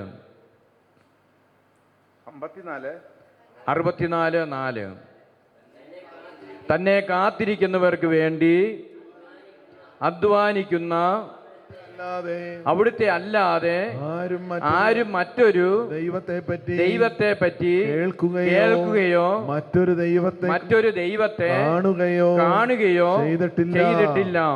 ഹല്ലേലൂയ, ഹല്ലേലൂയ. അപ്പൊ തന്നെ കാത്തിരിക്കുന്നവർക്ക് വേണ്ടി അധ്വാനിക്കുന്ന ഒരു ദൈവമുണ്ട്. ദൈവത്തിന് വചനം പറയാം, കർത്താവിനെ കാത്തിരിക്കുന്നവർക്ക് വേണ്ടി അധ്വാനിക്കുന്ന ഒരു ദൈവമുണ്ട്. നമുക്കൊരിക്കൽ കൂടി ആ വചനം വായിക്കാം. തന്നെ കാത്തിരിക്കുന്നവർക്ക് വേണ്ടി അധ്വാനിക്കുന്ന അവിടുത്തെ അല്ലാതെ ആരും മറ്റൊരു ദൈവത്തെ പറ്റി കേൾക്കുകയോ മറ്റൊരു ദൈവത്തെ കാണുകയോ ചെയ്തിട്ടില്ല. Hallelujah, hallelujah, hallelujah. വളരെ ഉയർത്തി പറഞ്ഞേ ഹല്ലേലൂയ. സന്തോഷത്തോട് പറഞ്ഞേ ഹല്ലേലൂയ. കർത്താവിന് വേണ്ടി കാത്തിരിക്കുന്നവർക്ക് വേണ്ടി അധ്വാനിക്കുന്ന ഒരു ദൈവമുണ്ട്. കർത്താവിന് വേണ്ടി കാത്തിരിക്കുന്നവർക്ക് വേണ്ടി അധ്വാനിക്കുന്ന ദൈവമുണ്ട്. അതുപോലെ നമ്മൾ ഉറങ്ങിക്കിടക്കുമ്പോൾ പോലും കർത്താവ് നമുക്ക് വേണ്ടി പ്രവർത്തിക്കുന്നു. അങ്ങനെ ഒരു വചനം അറിയാമോ? നമ്മൾ ഉറങ്ങിക്കിടക്കുമ്പോൾ പോലും നമുക്ക് വേണ്ടി അധ്വാനിക്കുന്ന ഒരു ദൈവമുണ്ട്, അനുഗ്രഹം തരുന്ന ഒരു ദൈവമുണ്ട്. സങ്കീർത്തനം 127 എടുത്തേ. സങ്കീർത്തനം 127 രണ്ടാമത്തെ തിരുലിഖിതം. സങ്കീർത്തനം 127:2. നമ്മൾ ഉറങ്ങുമ്പോൾ പോലും നമുക്ക് വേണ്ടി അനുഗ്രഹം നൽകിക്കൊണ്ട് നമ്മുടെ അധ്വാനങ്ങളെ അനുഗ്രഹിക്കുന്ന ഒരു ദൈവമുണ്ട്. അതിനെക്കുറിച്ച് വചനം പറയുകയാണ്. ഒരുമിച്ച് വായിക്കാം. അതിരാവിലെ എഴുന്നേൽക്കുന്നതും വളരെ വൈകി കിടക്കാൻ പോകുന്നതും കഠിന പ്രയത്നം ചെയ്ത് ഉപജീവിക്കുന്നതും വ്യർത്ഥമാണ്. തന്റെ പ്രിയപ്പെട്ടവർ ഉറങ്ങുമ്പോൾ കർത്താവ് അവർക്ക് വേണ്ടത് നൽകുന്നു. അപ്പൊ നമ്മൾക്ക് വേണ്ടി അധ്വാനിക്കുന്ന ദൈവമുണ്ട്. അതുപോലെ തന്നെ നമ്മൾ ഉറങ്ങുമ്പോൾ പോലും നമുക്ക് വേണ്ടത് നൽകുന്ന ഒരു ദൈവമുണ്ട്. വലതിരുമൂർത്തി പറഞ്ഞേ ഹല്ലേലൂയാം, ഹല്ലേലൂയാം. നമുക്ക് 127 1ഉം 2ഉം വചനങ്ങൾ ഒരുമിച്ച് വായിക്കാം. 1ഉം 2ഉം വചനങ്ങൾ. കർത്താവ് വീട് പണിയുന്നില്ലെങ്കിൽ പണിക്കാരുടെ അധ്വാനം വ്യർത്ഥമാണ്. കർത്താവ് നഗരം കാക്കുന്നില്ലെങ്കിൽ കാവൽക്കാർ ഉണർന്നിരിക്കുന്നതും വ്യർത്ഥം. അതിരാവിലെ എഴുന്നേൽക്കുന്നതും വളരെ വൈകി കിടക്കാൻ പോകുന്നതും കഠിന പ്രയത്നം ചെയ്ത് ഉപജീവിക്കുന്നതും വ്യർത്ഥമാണ്. തന്റെ പ്രിയപ്പെട്ടവർ ഉറങ്ങുമ്പോൾ കർത്താവ് അവർക്ക് വേണ്ടത് നൽകുന്നു. അപ്പൊ നമ്മൾ ഉറങ്ങിക്കിടന്നാൽ പോലും നമ്മൾ കർത്താവിനെ കാത്തിരിക്കുന്നവരും കർത്താവിന്റെ വഴിയിലൂടെ ചരിക്കുന്നവരുമാണ് എങ്കിൽ നമ്മൾ ഉറങ്ങിക്കിടക്കുമ്പോൾ പോലും കർത്താവ് നമുക്ക് വേണ്ടത് നൽകുമെന്നാണ് പറഞ്ഞത്. അത്രമാത്രം ഉറപ്പ് നൽകുന്ന വേറെ ഏതാ ദൈവമുള്ളത്? അതാണ് 64:4 നമ്മൾ പറഞ്ഞത്. തന്നെ കാത്തിരിക്കുന്നവർക്ക് വേണ്ടി അധ്വാനിക്കുന്ന അവിടുത്തെ അല്ലാതെ ആരും മറ്റൊരു ദൈവത്തെ പറ്റി കേൾക്കുകയോ മറ്റൊരു ദൈവത്തെ കാണുകയോ ചെയ്തിട്ടില്ല. അത്രമാത്രം നമുക്കോട് പ്രത്യേകമായിട്ട് അനുഗ്രഹം തരാൻ കാത്തിരിക്കുന്ന ഒരു ദൈവം. നമ്മൾ ആശുപത്രി കിടക്കുമ്പോൾ, ഉറങ്ങിക്കിടക്കുമ്പോൾ, വണ്ടി ഓടിക്കുമ്പോൾ നമുക്ക് വേണ്ടി അധ്വാനിക്കുന്ന ഒരു ദൈവമുണ്ട് എന്ന് ദൈവത്തിന് വചനം പറയുകയാണ്. പറഞ്ഞേ ഹല്ലേലൂയാം. സന്തോഷത്തോട് പറഞ്ഞേ ഹല്ലേലൂയാം. വലതിരുമൂർത്തി പറഞ്ഞേ ഹല്ലേലൂയാം, ഹല്ലേലൂയാം. അപ്പൊ നമ്മൾ കർത്താവിനോടുള്ള വ്യക്തിപരമായൊരു ബന്ധവും വ്യക്തിപരമായ അടുപ്പവും വ്യക്തിപരമായ വിശുദ്ധീകരണവും ജീവിതത്തിൽ കടന്നു വരുമ്പോൾ നമ്മൾ ഉറങ്ങിയാലും നമുക്ക് കുറവുണ്ടെങ്കിലും നമുക്ക് കഴിവ് കുറവുണ്ടെങ്കിലും നമ്മുടെ ജീവിതത്തിൽ ഇടപെടാനും അനുഗ്രഹിക്കാനും ഒരു ദൈവമുണ്ട്. പറഞ്ഞേ ഹല്ലേലൂയാം. വലതിരുമൂർത്തി പറഞ്ഞേ ഹല്ലേലൂയാം. സന്തോഷത്തോട് പറഞ്ഞേ ഹല്ലേലൂയാം. ഞാൻ ഓർക്കുന്നുണ്ട്, ഒരു ചേട്ടൻ എന്നോട് വന്ന് പറഞ്ഞ കാര്യം ഇതാണ്. അദ്ദേഹം ഒരു സെൻട്രൽ ഗവൺമെൻറ്റിൻ്റെ ഒരു സ്ഥാപനത്തിൽ ജോലി ചെയ്യുകയാണ്. ഒരു പുതിയ മേലധികാരി വന്നു കഴിഞ്ഞപ്പോൾ, അതിൻ്റെ ഹെഡ് ഓഫീസ് ബാംഗ്ലൂരാണ്, അവിടെ വന്നു കഴിഞ്ഞപ്പോൾ ഈ സ്ഥാപനം അടച്ചുപൂട്ടണമെന്നാണ് ഇവരുടെ എല്ലാം ആഗ്രഹം. അതിൻ്റെ രാഷ്ട്രീയമായ തലത്തിലും മറ്റെല്ലാ തലങ്ങളിലുള്ള താല്പര്യം ഇത് അടച്ചു പൂട്ടണം. അതുകൊണ്ട് ഇവിടെയുള്ള സകല ആൾക്കാരെ തെറിപ്പിക്കണം, നല്ല ജോലി ചെയ്യുന്ന ആൾക്കാരെ മുഴുവൻ ഇവിടുന്ന് മാറ്റണം, അങ്ങനെ ഇത് അവസാനിപ്പിക്കണം എന്നുള്ളതാണ്. അപ്പോൾ അങ്ങനെ ഒരു 200 പേരുടെ ഹെഡായിട്ടുള്ള ഒരു ചേട്ടൻ, 200 പേരുടെ ഹെഡായിട്ടുള്ളൊരു ചേട്ടൻ പുതിയ ഈ ഡയറക്ടർ വന്നു കഴിഞ്ഞപ്പോൾ അദ്ദേഹത്തെ തെറിപ്പിച്ചാൽ പിന്നെ 200 പേര് അവിടുന്ന് ഓരോ സ്ഥലത്തേക്ക് പറഞ്ഞു വിടാം. അങ്ങനെ വലിയൊരു പ്രശ്നത്തിലൂടെ അങ്ങനെ അദ്ദേഹത്തിൻ്റെ അങ്ങനെ പലരുടെ ജോലി പോയി. അതുപോലെ ഈ സ്ഥാപനവുമായി ബന്ധപ്പെട്ട് പ്രവർത്തിക്കുന്ന പല പ്രൈവറ്റായിട്ട് ചെയ്യുന്നവരുടെ എല്ലാം ജോലി പോയി. അങ്ങനെ വലിയ പ്രതിസന്ധി. ഇദ്ദേഹത്തിന് ഓഫീസിൽ ചെല്ലാൻ പറ്റാത്ത കണ്ടീഷനായി. ഓരോന്നിനും എന്തിനും ഏതിനും പരാതികളും കുറ്റങ്ങളും അതുപോലെ ഷോക്കോസ് നോട്ടീസ് എല്ലാം കൊടുത്ത് അങ്ങോട്ട് പോകാൻ പോലും പറ്റാത്ത വിധത്തിൽ വലിയ പ്രതിസന്ധിയിലൂടെ ഈ ചേട്ടൻ കടന്നു പോവുകയാണ്. അങ്ങനെ ഇരിക്കുമ്പോൾ ഒരു വൈകുന്നേരം ഇവിടെ പ്രാർത്ഥിക്കാൻ വേണ്ടി വന്നു. ആ ചേട്ടൻ വന്ന് പറഞ്ഞു, എൻ്റെ ജോലി പോകും. എന്നിട്ട് പറഞ്ഞു, എനിക്കിനി 14 വർഷം സർവീസുണ്ട്, ഗവൺമെൻറ് സർവീസിലുണ്ട്, 14 വർഷമുണ്ട്. ഞാൻ ഇനി ഇത് നിർത്തി ഏതെങ്കിലും പ്രൈവറ്റ് ഫേമിൽ പോകാൻ പോവുക. കാരണം മാനസികമായ ടോർച്ചറിങ് ധാരാളം. ഇങ്ങനെ വലിയൊരു പ്രതിസന്ധിയിലൂടെ ഇങ്ങനെ കടന്നു പോവുകയാണ്. അതുകൊണ്ട് പ്രൈവറ്റായിട്ട് പോകണോ ഇനി ഇവിടെ നിൽക്കണോ എന്നതിനെക്കുറിച്ച് ഒരു ഗ്രാഹ്യവും ഇല്ല. അതുകൊണ്ട് പ്രാർത്ഥിക്കണം എന്ന് പറഞ്ഞു. അതുകൊണ്ട് പ്രാർത്ഥിച്ച് അച്ഛൻ ഒരു തീരുമാനം പറയണം, അങ്ങനെയാണെങ്കിൽ അത് ഫോളോ ചെയ്യാം എന്ന് പറഞ്ഞു. എന്തായാലും അങ്ങനെ അദ്ദേഹത്തിന് വേണ്ടി പ്രാർത്ഥിച്ചപ്പോൾ അദ്ദേഹത്തോട് അവിടെ നിൽക്കാൻ പറഞ്ഞു കർത്താവ്. അവിടെ സ്റ്റിക്ക് ഓൺ ചെയ്യുക, ബാക്കി കാര്യം കർത്താവ് നടത്തിക്കോളും എന്ന് പറഞ്ഞപ്പോൾ അദ്ദേഹം അത് വിശ്വസിച്ച് ഈ കർത്താവിൽ കാത്തിരുന്നും കർത്താവിൻ്റെ ഇടപെടലിന് വേണ്ടി കാത്തിരുന്ന് അങ്ങനെ വിശ്വസിച്ച് പോയി കഴിഞ്ഞപ്പോൾ അദ്ദേഹം പിന്നീട് ഇവിടെ വന്നപ്പോൾ എന്നോട് പറഞ്ഞ കാര്യം ഇതാണ്, ഇതിൻ്റെ ഈ മേലധികാരിയായി വന്ന അദ്ദേഹം അവിടുന്ന് തെറിച്ചുപോയി. ഹല്ലേലൂയ. മേലധികാരി അവിടുന്ന് വേറെ ക്രമക്കേടിൻ്റെ പേരിൽ അവിടുന്ന് തെറിപ്പിച്ചു. അങ്ങനെ കമ്പനി സമാധാനമായി എന്ന് പറയുകയാണ്. പറഞ്ഞേ ഹല്ലേലൂയാം. വളരെ നിവർത്തി പറഞ്ഞേ ഹല്ലേലൂയാം. അതുകൊണ്ടാണ് സങ്കീർത്തനം 32:10. സങ്കീർത്തനം 32:10. എല്ലാവരും പെട്ടെന്ന് ബൈബിൾ തുറന്നേ, എന്നിട്ട് പെട്ടെന്ന്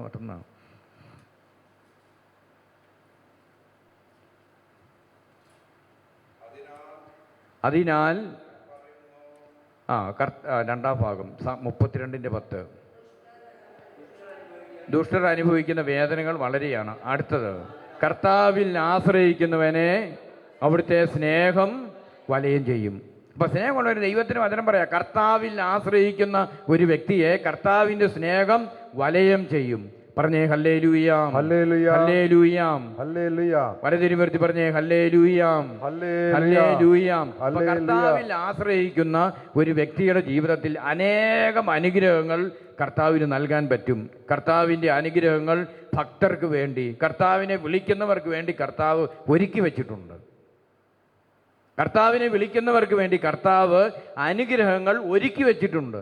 നമ്മൾ വിളിച്ചാൽ മതി, നമ്മൾ കർത്താവിനോട് ചേർന്ന് നിൽക്കാൻ ശ്രമിച്ചാൽ മതി. കർത്താവ് അനേകം അനുഗ്രഹങ്ങൾ നമുക്ക് വേണ്ടി വർഷിക്കും. അത് കർത്താവ് ഒരുക്കി വെച്ചിട്ടുണ്ട്. അത് വിശ്വസിക്കണം. പറഞ്ഞേ ഹല്ലേലൂയാം. വിശ്വസിക്കുന്നവർ പറഞ്ഞേ ഹല്ലേലൂയാം. സന്തോഷത്തോട് പറഞ്ഞേ ഹല്ലേലൂയാം. സങ്കീർത്തനം 31:19. 31:19. അവിടെ കർത്താവിൽ വിശ്വസിക്കുന്നവർക്കും കർത്താവിൽ ആശ്രയിക്കുന്നവരും വിപുലമായ അനുഗ്രഹങ്ങൾ കർത്താവ് ഒരുക്കി വെച്ചിട്ടുണ്ടെന്ന് പറയുകയാണ്. കർത്താവേ അങ്ങയുടെ അനുഗ്രഹങ്ങൾ എത്ര വിപുലമാണ്, തന്റെ ഭക്തർക്ക് വേണ്ടി അവിടുന്ന് അവ ഒരുക്കി വെച്ചിരിക്കുന്നു. അങ്ങയിൽ അഭയം തേടുന്നവർക്ക് അവ പരസ്യമായി നൽകുന്നു. പറഞ്ഞേ ഹല്ലേലൂയാം. പറഞ്ഞേ ഹല്ലേലൂയാം. സന്തോഷത്തോട് പറഞ്ഞേ ഹല്ലേലൂയാം. കർത്താവിൽ വലിയ വിശ്വാസം അർപ്പിക്കുന്ന വ്യക്തികൾക്ക് വലിയ അനുഗ്രഹങ്ങൾ ലഭിക്കുമെന്ന് പറയാം. കർത്താവ് വിപുലമായ അനുഗ്രഹങ്ങൾ കർത്താവ് ഒരുക്കി വെച്ചിട്ടുണ്ട്. ഇപ്പം വിപുലമായ അനുഗ്രഹങ്ങൾ ഭക്തർക്ക് വേണ്ടി, തന്നിൽ വിശ്വസിക്കുന്നവർക്ക് വേണ്ടി കർത്താവ് ഒരുക്കി വെച്ചിട്ടുണ്ട്. ഈ ഒരുക്കി വെച്ചിരിക്കുന്ന ഇത് പരസ്യമായി നൽകുമെന്നാണ് പറഞ്ഞത്. പരസ്യമായി കർത്താവ് ജീവിതത്തിൽ ഇടപെടുമെന്ന് പറയുകയാണ്. പറഞ്ഞേ ഹല്ലേലൂയാം. പറഞ്ഞേ ഹല്ലേലൂയാം. സന്തോഷത്തോട് പറഞ്ഞേ ഹല്ലേലൂയാം. പരസ്യമായി നൽകും. ഞാൻ ഓർക്കുന്നുണ്ട്, ഒരു ചേട്ടത്തി 16 വർഷമായിട്ട് കാലിലൊരു മുറിവായിട്ട് വന്നു. ഒരു ആദ്യ വെള്ളിയാഴ്ച പ്രാർത്ഥിക്കാൻ വേണ്ടി വന്ന 16 വർഷമായിട്ട് മുറിവാണ്. പ്രാർത്ഥിക്കാൻ വന്നാണ്. എത്ര ചികിത്സിച്ചിട്ട് ആ മുറിവ് പോകുന്നില്ല. അപ്പോൾ ആ മുറിവ് പോകാതെ പല മരുന്നുകളും ചെയ്തു. അവസാനം ഒന്നും രക്ഷയില്ല. അതുകൊണ്ട് ഈ ചേർത്തി ഇവിടെ പ്രാർത്ഥിക്കാൻ വേണ്ടി വന്നതാണ്. ആദ്യ വെള്ളിയാഴ്ച ശുശ്രൂഷയിൽ പങ്കെടുത്തു. അന്ന് വെഞ്ചരിച്ച എണ്ണ ഇവിടുന്ന് കൊണ്ടുപോയി, വെഞ്ചരിച്ച വെള്ളം കൊണ്ടുപോയി. ഇത് വെള്ളം കുടിച്ചു, എണ്ണ കാലേ പൂശി. ഈ സഹോദരി പറയാം, അന്ന് രാത്രിയിൽ 16 വർഷമായിട്ടുണ്ടായിരുന്ന ഈ മുറിവ് സൗഖ്യപ്പെട്ടു എന്ന് പിന്നെ വന്ന് പറയുകയാണ്. പറഞ്ഞേ ഹല്ലേലൂയാം. വലതിരുമർത്തി പറഞ്ഞേ ഹല്ലേലൂയാം. സന്തോഷത്തോട് പറഞ്ഞേ ഹല്ലേലൂയാം. നമുക്കതുകൊണ്ട് സങ്കീർത്തനം 31:19 ഏറ്റു പറയാം. കർത്താവേ അങ്ങയുടെ അനുഗ്രഹങ്ങൾ എത്ര വിപുലമാണ്, തന്റെ ഭക്തർക്ക് വേണ്ടി അവിടുന്ന് അവ ഒരുക്കി വച്ചിരിക്കുന്നു. അങ്ങയിൽ അഭയം തേടുന്നവർക്ക് അവ പരസ്യമായി നൽകുന്നു. ഹല്ലേലൂയാം. ഹല്ലേലൂയാം. അപ്പൊ കർത്താവിന്റെ അനുഗ്രഹം പ്രതീക്ഷിച്ച് കർത്താവിനെ സ്നേഹിക്കുന്നവർക്കും കർത്താവിനെ സ്വീകരിക്കുന്നവർക്കും പരസ്യമായി കർത്താവ് അനുഗ്രഹം നൽകും. അതുകൊണ്ടാണ് ഈ ചേർത്തിയുടെ ജീവിതത്തിൽ ഈ കാലിൻ്റെ സൗഖ്യം നൽകിക്കൊണ്ട് പരസ്യമായി കർത്താവ് അത് വെളിപ്പെടുത്തി കൊടുത്തു. പറഞ്ഞേ ഹല്ലേലൂയാം. സന്തോഷത്തോട് പറഞ്ഞേ ഹല്ലേലൂയാം. അതുകൊണ്ട് ഇന്ന് നമ്മുടെ ജീവിതത്തിൽ പ്രശ്നങ്ങളിലൂടെ നമ്മൾ കടന്നു പോകുന്നുണ്ടെങ്കിൽ ദൈവത്തിന് വചനം പറയാം, നിങ്ങൾ കർത്താവിൽ വിശ്വാസം അർപ്പിക്കണം, ധൈര്യമായിട്ട് വിശ്വസിക്കണം. ചിലപ്പം ഇന്ന് ഒരു പ്രതിസന്ധി, വലിയൊരു പ്രതിസന്ധി മുമ്പിൽ നിൽപ്പുണ്ട്, വലിയൊരു പ്രതിസന്ധി. ഈ പ്രതിസന്ധിയിൽ നമ്മൾ ഞെരുങ്ങരുത്, അതുപോലെ തന്നെ നമ്മൾ സംശയിക്കരുത്. കർത്താവിൻ്റെ കരത്തെ സംശയിക്കരുത്. സംശയിച്ചാൽ കാറ്റിൽ ഇളകുന്ന തിരമാല പോലെയായിരിക്കും ഒരുവൻ്റെ വിശ്വാസം അങ്ങനെയെങ്കിൽ അവൻ്റെ ജീവിതമെന്ന് ദൈവത്തിന് വചനം പറയുന്നുണ്ട്. നമ്മൾ സംശയിക്കാൻ പാടില്ല. കർത്താവിനെ സംശയിച്ചാൽ പിന്നെ കർത്താവിന് അവൻ്റെ ജീവിതത്തിൽ ഒന്നും ചെയ്യാൻ പറ്റില്ല. കർത്താവിന് ഒരു കാര്യം പോലും അവൻ്റെ ജീവിതത്തിൽ ചെയ്യാൻ പറ്റില്ല. അതുകൊണ്ട് നമ്മൾ കർത്താവിൽ വിശ്വസിച്ച് കർത്താവിനോട് ചേർന്ന് നിൽക്കുക. അങ്ങനെ കർത്താവിനോട് ചേർന്ന് നിന്നാൽ കർത്താവ് വലിയ അനുഗ്രഹങ്ങൾ നമ്മുടെ ജീവിതത്തിൽ തരും. പറഞ്ഞേ ഹല്ലേലൂയ, ഹല്ലേലൂയ. യേശുവേ നന്ദി, യേശുവേ നന്ദി. യേശുവേ ആരാധന, യേശുവേ hallelujah, hallelujah, hallelujah, hallelujah, hallelujah.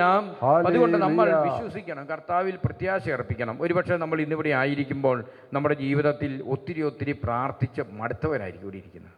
ഓരോ കാര്യങ്ങൾക്ക് വേണ്ടി ഒത്തിരി പ്രാർത്ഥിച്ച് മടുത്തവരായിരിക്കും. അങ്ങനെ മടുത്ത് നമ്മൾ ഇനി രക്ഷയില്ല എന്ന് വിചാരിച്ച് ഒരുപക്ഷെ നമ്മൾ പ്രാർത്ഥനയിൽ നമ്മുടെ ശക്തി നഷ്ടപ്പെട്ട് ഇനി വിശ്വസിച്ചിട്ട് കാര്യമില്ല, പ്രാർത്ഥിച്ചിട്ട് കാര്യമില്ല എന്ന് നമ്മൾ സംശയിച്ചാൽ നമ്മുടെ ജീവിതം എന്താണ് എന്ന് വചനം പറയുന്നുണ്ട്. യാക്കോബിൻ്റെ ലേഖനത്തിൽ 1-ാമത്തെ അധ്യായത്തിൽ 6-ാമത്തെ വചനങ്ങൾ, 6, 7, 8 വചനങ്ങൾ. യാക്കോബിൻ്റെ ലേഖനം 1-ാം അധ്യായം 6, 7, 8 തിരുലിഖിതങ്ങൾ നമുക്ക് ഒരുമിച്ച് വായിക്കാം. നമ്മൾ ശക്തിയോടെ, സംശയിക്കാതെ, ദൃഢമനസ്സോടെ നമ്മൾ കർത്താവിനോട് പ്രാർത്ഥിക്കണം. എടുത്തെങ്കിൽ വായിക്കാം. സംശയിക്കാതെ വിശ്വാസത്തോടെ വേണം ചോദിക്കാൻ. സംശയിക്കുന്നവൻ കാറ്റിൽ ഇളകി മറിയുന്ന കടൽ തിരയ്ക്ക് തുല്യനാണ്. സംശയ മനസ്കനും എല്ലാ കാര്യങ്ങളിലും ചഞ്ചല പ്രകൃതിയുമായ ഒരുവന് എന്തെങ്കിലും കർത്താവിൽ നിന്ന് ലഭിക്കുമെന്ന് കരുതരുത്. ഇപ്പൊ ദൈവത്തിന് വചനം പറയാം, സംശയിക്കുന്നവന് കർത്താവിൽ എന്തെങ്കിലും കിട്ടുമെന്ന് വിചാരിച്ചേക്കരുത്. സംശയ മനസ്കനും അതുപോലെ എല്ലാ കാര്യങ്ങളിലും ചഞ്ചല ചിത്തനുമായി ഒരുവന് കർത്താവിൽ നിന്ന് എന്തെങ്കിലും ലഭിക്കുമെന്ന് പ്രതീക്ഷിക്കരുത്. പറഞ്ഞേ ഹല്ലേലൂയാം, സന്തോഷത്തോട് പറഞ്ഞേ ഹല്ലേലൂയാം, ഹല്ലേലൂയ. അപ്പൊ സംശയിക്കുന്ന ഒരു വ്യക്തി കാറ്റിൽ ഇളകി മറിയുന്ന കടൽ തിരയ്ക്ക് തുല്യൻ എന്ന് പറയുകയാണ്. നമുക്കതുകൊണ്ട് വലതുകരം ഉയർത്തി ഈ വചനം നമുക്ക് ഒരുമിച്ച് വായിച്ച് നമുക്ക് പ്രത്യേകമായിട്ടും കർത്താവിൻ്റെ ഒരു ശക്തി, സംശയമൊക്കെ ഉണ്ടെങ്കിൽ നമ്മുടെ പ്രതിസന്ധികളിലും തകർച്ചകളിലും പ്രാർത്ഥിച്ചിട്ടും അനേകം സംശയങ്ങൾ ജീവിതത്തിലുണ്ടെങ്കിൽ അത് വിട്ടുപോകാൻ നമുക്ക് വലതുകരം ഉയർത്തി ഒരുമിച്ച് വായിച്ച് പറയാം. സംശയിക്കാതെ വിശ്വാസത്തോടെ വേണം ചോദിക്കാൻ. സംശയിക്കുന്നവൻ കാറ്റിൽ ഇളകി മറിയുന്ന കടൽ തിരയ്ക്ക് തുല്യനാണ്. സംശയ മനസ്കനും എല്ലാ കാര്യങ്ങളിലും ചഞ്ചല പ്രകൃതിയുമായി ഒരുവന് എന്തെങ്കിലും കർത്താവിൽ നിന്ന് ലഭിക്കുമെന്ന് കരുതരുത്. ഹല്ലേലൂയാം, സന്തോഷത്തോട് പറഞ്ഞേ ഹല്ലേലൂയാം, ഹല്ലേലൂയാം. അപ്പൊ സംശയിക്കുന്നവന് ഒരു കാര്യവും നടക്കില്ല. അപ്പൊ വിശ്വാസത്തോടെ നമ്മൾ ജീവിക്കണം. നമ്മൾ എത്രമാത്രം പ്രതിസന്ധിയിലൂടെ നമ്മൾ കടന്നുപോയാലും നമ്മൾ യേശുവിലുള്ള വിശ്വാസം കൈവിടരുത്. യേശുവിൽ അത്ര ദൃഢമായി വിശ്വസിച്ച് പ്രാർത്ഥിച്ചാൽ തീർച്ചയായിട്ടും നമ്മുടെ ജീവിതത്തിൽ കർത്താവ് ഇടപെടും. തീർച്ചയായിട്ടും കർത്താവ് ഇടപെടും. ഇവിടെ ഒരു ചേച്ചി ഇരിപ്പുണ്ട്, എൻ്റെ പഴയ ഇടവക്കാരത്തിയാണ്, ഇപ്പം വന്ന് കുറച്ച് മുമ്പേ വന്നു. ആ ചേച്ചിയുടെ ജീവിതത്തിൽ മകൻ്റെ വൈഫിന് ക്യാൻസർ രോഗം ബാധിച്ചു. ക്യാൻസർ രോഗം എല്ലാം ബാധിച്ച്, പെട്ടെന്ന് ഞാൻ ഓർക്കുകയാണ്, ഇപ്പോൾ ഈ ചേച്ചിയെ കണ്ടപ്പോഴാണ് ഓർത്തത്. ക്യാൻസർ രോഗം എല്ലാം ബാധിച്ച് അങ്ങനെ അതിന് വലിയൊരു പ്രശ്നങ്ങളിലൂടെ കടന്നു പോവുകയാണ്. അതിന് രക്ഷപ്പെടാൻ പറ്റില്ല എന്നെല്ലാം വിചാരിച്ചു. പെറ്റ് സ്കാനൊക്കെ എടുത്തപ്പോൾ ഇതേപോലെ തന്നെ. അങ്ങനെ വലിയ പ്രതിസന്ധിയിലൂടെ വരുമ്പം അന്ന് ആദ്യ വെള്ളിയാഴ്ച ശുശ്രൂഷയുണ്ട്. ഈ ചേച്ചിയുടെ ഇടവകയിൽ ഞാൻ വികാരിയായിരിക്കുന്ന സമയത്ത് ഈ ചേച്ചിയും കുടുംബവും ഈ മരുമകൾക്ക് വേണ്ടി പ്രത്യേകമായിട്ട് പ്രാർത്ഥിക്കാം. മരുമകളല്ല, മകളായിട്ട് തന്നെ അവർ കരുതുന്നു. അത്ര സ്നേഹത്തിലാണ്. അങ്ങനെ സ്നേഹത്തിൽ അങ്ങനെ ഈ സഹോദരിയുടെ ട്രീറ്റ്മെൻറ്റുകളും കാര്യങ്ങളും എല്ലാം നടത്തി. പക്ഷേ ഡോക്ടർമാർ ഇതിന്ന് രക്ഷപ്പെടാൻ ഒരു വഴിയൊന്നും പറഞ്ഞൊന്നുമില്ല. പക്ഷേ വിശ്വസിച്ച് പ്രാർത്ഥിച്ച് ഓരോ കീമോയ്ക്ക് പോകുമ്പോഴും അതുപോലെ ഓരോ ട്രീറ്റ്മെൻറ്റ് ചെയ്യുമ്പോഴും ഓരോ മരുന്ന് ചെയ്യുമ്പോഴും അതിൻ്റെ സൈഡ് ഇഫക്റ്റും അനേകം പ്രശ്നങ്ങളെല്ലാം ഉണ്ടായിരുന്ന ഈ മകളുടെ ജീവിതത്തിൽ കർത്താവിൻ്റെ ശക്തമായ ഇടപെടൽ വന്നു. അതിലൂടെ പിന്നീട് പരിപൂർണമായി സൗഖ്യം കിട്ടി. അതുപോലെ തന്നെ പിന്നീട് നടത്തപ്പെടുന്ന പെറ്റ് സ്കാനുകളിലെല്ലാം ഈ ശരീരത്തിൽ ഈ ക്യാൻസർ രോഗാണുക്കൾ ഇല്ലെന്നാണ് പറയുന്നത്. പറഞ്ഞേ ഹല്ലേലൂയാം, ഹല്ലേലൂയാം. അത് കഴിഞ്ഞ് പിന്നീട് കാനഡയിൽ പോയി. കാനഡയിലായിരിക്കുന്ന സമയത്തും ഇതേപോലെ തന്നെ എല്ലാ മാസങ്ങളോ 6 മാസം കൂടുമ്പോഴോ ഈ ചെക്കപ്പുണ്ട്. ഈ കഴിഞ്ഞ മാസങ്ങളിലും ഉണ്ടായിരുന്നു. ആ ചെക്കപ്പിലും പെരസ്കാൻ നടത്തി. അവർ പറഞ്ഞു ശരീരത്തിൽ ക്യാൻസർ രോഗാണുക്കളില്ല, നിങ്ങളുടെ ജീവിതവുമായിട്ട് നോർമലായിട്ടെല്ലാം പൊക്കോളാൻ പറഞ്ഞു. പറഞ്ഞേ ഹല്ലേലൂയ, ഹല്ലേലൂയ, ഹല്ലേലൂയ. ഹല്ലേലൂയ. എത്ര വർഷമായി? 5 വർഷത്തോളമായി. ഇപ്പം ഈ അമ്മച്ചി പറയാണ് 5 വർഷത്തോളമായി ഈ ക്യാൻസർ രോഗത്തിൽ നിന്ന് സൗഖ്യം നൽകി കർത്താവ് അനുഗ്രഹിക്കുന്നത്. പറഞ്ഞേ ഹല്ലേലൂയ, ഹല്ലേലൂയ, ഹല്ലേലൂയ. ഹല്ലേലൂയ. ഈ അമ്മച്ചി ഇടയ്ക്ക് ഇവിടെ വരും, ഇവിടെ വന്ന് നിത്യാരാധന വരും, വിശുദ്ധ കുർബാനയിൽ പങ്കെടുക്കാൻ വരും.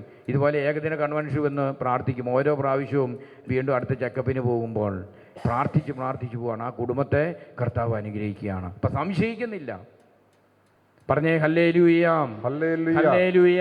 ഹല്ലേലൂയ. റോമാലേഖനം 4:18 മുതലുള്ള വചനങ്ങൾ. റോമാലേഖനത്തിൻ്റെ 4:18, 19, 20, 21 വചനങ്ങൾ നമ്മൾ വായിക്കണം. നമ്മുടെ ജീവിതത്തിൽ പ്രശ്നങ്ങൾ വരുമ്പോൾ നമ്മൾ ചഞ്ചലചിത്തരായി മാറരുത്, ഉറച്ചു നിൽക്കണം. കർത്താവ് ഇടപെടുമെന്ന് ഉറച്ചു വിശ്വസിക്കണം. അങ്ങനെ വിശ്വസിച്ചാൽ നമ്മുടെ വിശ്വാസം ദുർബലപ്പെട്ടു പോകില്ല. പ്രശ്നങ്ങൾ വന്നാൽ ദുർബലപ്പെട്ടു പോകില്ല. അതുപോലെ തന്നെ നമ്മുടെ വിശ്വാസത്തെ നമ്മൾ ശക്തിപ്പെടുത്തിക്കൊണ്ടിരിക്കും. വിശ്വാസത്തെ ശക്തിപ്പെടുത്തിക്കൊണ്ടിരിക്കണം. അങ്ങനെ ശക്തിപ്പെടുത്തിക്കൊണ്ടിരിക്കുന്ന അതെങ്ങനെയാണ് ശക്തിപ്പെടുത്തേണ്ടത് എന്ന് ഈ ദൈവത്തിൽ പറയുന്നുണ്ട്. ദൈവത്തെ സ്തുതിച്ചുകൊണ്ട് മഹത്വപ്പെടുത്തിക്കൊണ്ട് ഒരു വ്യക്തി തൻ്റെ ജീവിതത്തെ ബലപ്പെടുത്തിക്കൊണ്ടിരിക്കുമ്പോൾ, വിശ്വാസം ദുർബലമാകാതെ കാത്തു സൂക്ഷിച്ചുകൊണ്ടിരിക്കുമ്പോൾ ദൈവത്തിൻ്റെ കൃപാവരങ്ങൾ അവൻ്റെ ജീവിതത്തിൽ ലഭിക്കുമെന്ന് ദൈവത്തിന് വചനം പറയാം. നമുക്ക് ഒരുമിച്ച് വായിക്കാം. റോമാലേഖനം 4:18 മുതൽ വചനങ്ങൾ. നിന്റെ സന്തതി ഇപ്രകാരമായിരിക്കും എന്ന് പറയപ്പെടുന്നതനുസരിച്ച് താൻ അനേകം ജനതകളുടെ പിതാവാകുമെന്ന് പ്രതീക്ഷയ്ക്ക് സാധ്യതയില്ലായിരുന്നിട്ടും പ്രതീക്ഷയോടെ അവൻ വിശ്വസിച്ചു. 100 വയസ്സായ സാറായിയുടെ ഉദരം മൃതപ്രായമായിരുന്നെന്നും സാറായിയുടെ ഉദരം മന്ത്യമാണെന്നും അറിയാമായിരുന്നിട്ടും അവന്റെ വിശ്വാസം ദുർബലമായില്ല. വിശ്വാസമില്ലാത്തവനെ പോലെ ദൈവത്തിന്റെ വാഗ്ദാനത്തിനെതിരായി അവൻ ചിന്തിച്ചില്ല. മറിച്ച് ദൈവത്തെ മഹത്വപ്പെടുത്തിക്കൊണ്ട് അവൻ വിശ്വാസത്താൽ ശക്തി പ്രാപിച്ചു. വാഗ്ദാനം നിറവേറ്റാൻ ദൈവത്തിന് കഴിയുമെന്ന് അവന് പൂർണ്ണ ബോധ്യമുണ്ടായിരുന്നു. ഇപ്പൊ ദൈവത്തിന് വചനം പറയുകയാണ്, അത്ര പ്രതീക്ഷയ്ക്ക് സാധ്യതയില്ലായിരുന്നിട്ടും അബ്രാഹത്തെക്കുറിച്ച് പറയാം. 100 വയസ്സായ സാറയുടെ ഉദരം മന്ത്യമാണ്. അതുപോലെ തന്നെ അബ്രാഹത്തിൻ്റെ ശരീരം മൃതപ്രായമാണ്. ഇതെല്ലാം തിരിച്ചറിഞ്ഞിട്ടും വിശ്വാസം ദുർബലപ്പെട്ടു പോയില്ല. വിശ്വാസത്തെ ഉപേക്ഷിക്കാൻ തയ്യാറായില്ല. പ്രതിസന്ധിയുണ്ട്, ഞെരുക്കങ്ങൾ ജീവിതത്തിലുണ്ട്. ഞെരുക്കങ്ങളിലൂടെ കടന്നു വന്നാലും ഉപേക്ഷിക്കരുത്, വിശ്വാസം ഉപേക്ഷിക്കരുത്. ശക്തിപ്പെടുത്തണം, വിശ്വാസത്തെ ശക്തിപ്പെടുത്തണം. ദൈവത്തെ മഹത്വപ്പെടുത്തി വിശ്വാസത്തെ ശക്തിപ്പെടുത്തുമ്പോൾ, മഹത്വപ്പെടുത്തിക്കൊണ്ടിരിക്കുമ്പോൾ ദൈവത്തിന് എൻ്റെ ജീവിതത്തിൽ ഇടപെടാൻ പറ്റും എന്ന ബോധ്യത്തോടുകൂടി പ്രാർത്ഥിച്ചുകൊണ്ടിരിക്കുന്ന വ്യക്തിയുടെ ജീവിതത്തിൽ ഈശോ ഇടപെടും. പറഞ്ഞേ ഹല്ലേലൂയ, ഹല്ലേലൂയ, ഹല്ലേലൂയ. ഹല്ലേലൂയ. അപ്പോൾ വിശ്വാസം ദുർബലമാകരുത്. ദൈവത്തിനെതിരായി ചിന്തിക്കരുത്. ദൈവത്തിനെതിരായി ചിന്തിച്ചില്ല. അബ്രാഹാം ദൈവത്തിനെതിരായി ചിന്തിച്ചില്ല. ദൈവം അനുഗ്രഹിക്കുമെന്ന് പറഞ്ഞാൽ അത് നടന്നിരിക്കും. ഇന്നല്ലെങ്കിൽ നാളെ അത് നടത്തിയിരിക്കുമെന്ന് ഉറപ്പുണ്ടായിരുന്നു. ശരിക്കും പറഞ്ഞാൽ 25 വർഷം കഴിഞ്ഞപ്പോഴാണ് ഈ മകനം ഉണ്ടായത്. വാഗ്ദാനം നൽകി 25 വർഷം കഴിഞ്ഞപ്പോൾ ദൈവം അനുഗ്രഹിക്കുമെന്ന് പറഞ്ഞു. 25 വർഷം കാത്തിരിക്കുകയാണ്. നമ്മളാണ് എന്ത് ചെയ്യും? 1 വർഷം കഴിഞ്ഞു അനുഗ്രഹിക്കുമെന്ന് ഭർത്താവ് എവിടെയും ചോദിക്കും, ഇത് കർത്താവാണോ? ഇത് ദൈവമാണ് ഈ പറഞ്ഞത്. 1 വർഷം വേണേൽ കാത്തിരിക്കും, 2 വർഷം വേണേൽ കാത്തിരിക്കും.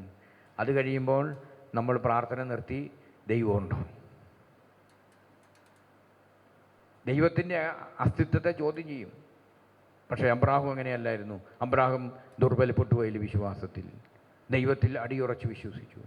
പൂർണ്ണ ബോധ്യമുണ്ട്, ദൈവം വാഗ്ദാനം നിറവേറ്റി തരുമെന്ന് പൂർണ്ണ ബോധ്യമുണ്ടായിരുന്നുകൊണ്ട് ദൈവത്തെ മഹത്വപ്പെടുത്തിക്കൊണ്ട് വിശ്വാസത്തിൽ അവൻ വളർന്ന് വലിയ വിശ്വാസിയുടെ പിതാവായി അബ്രാഹാം മാറുകയാണ്.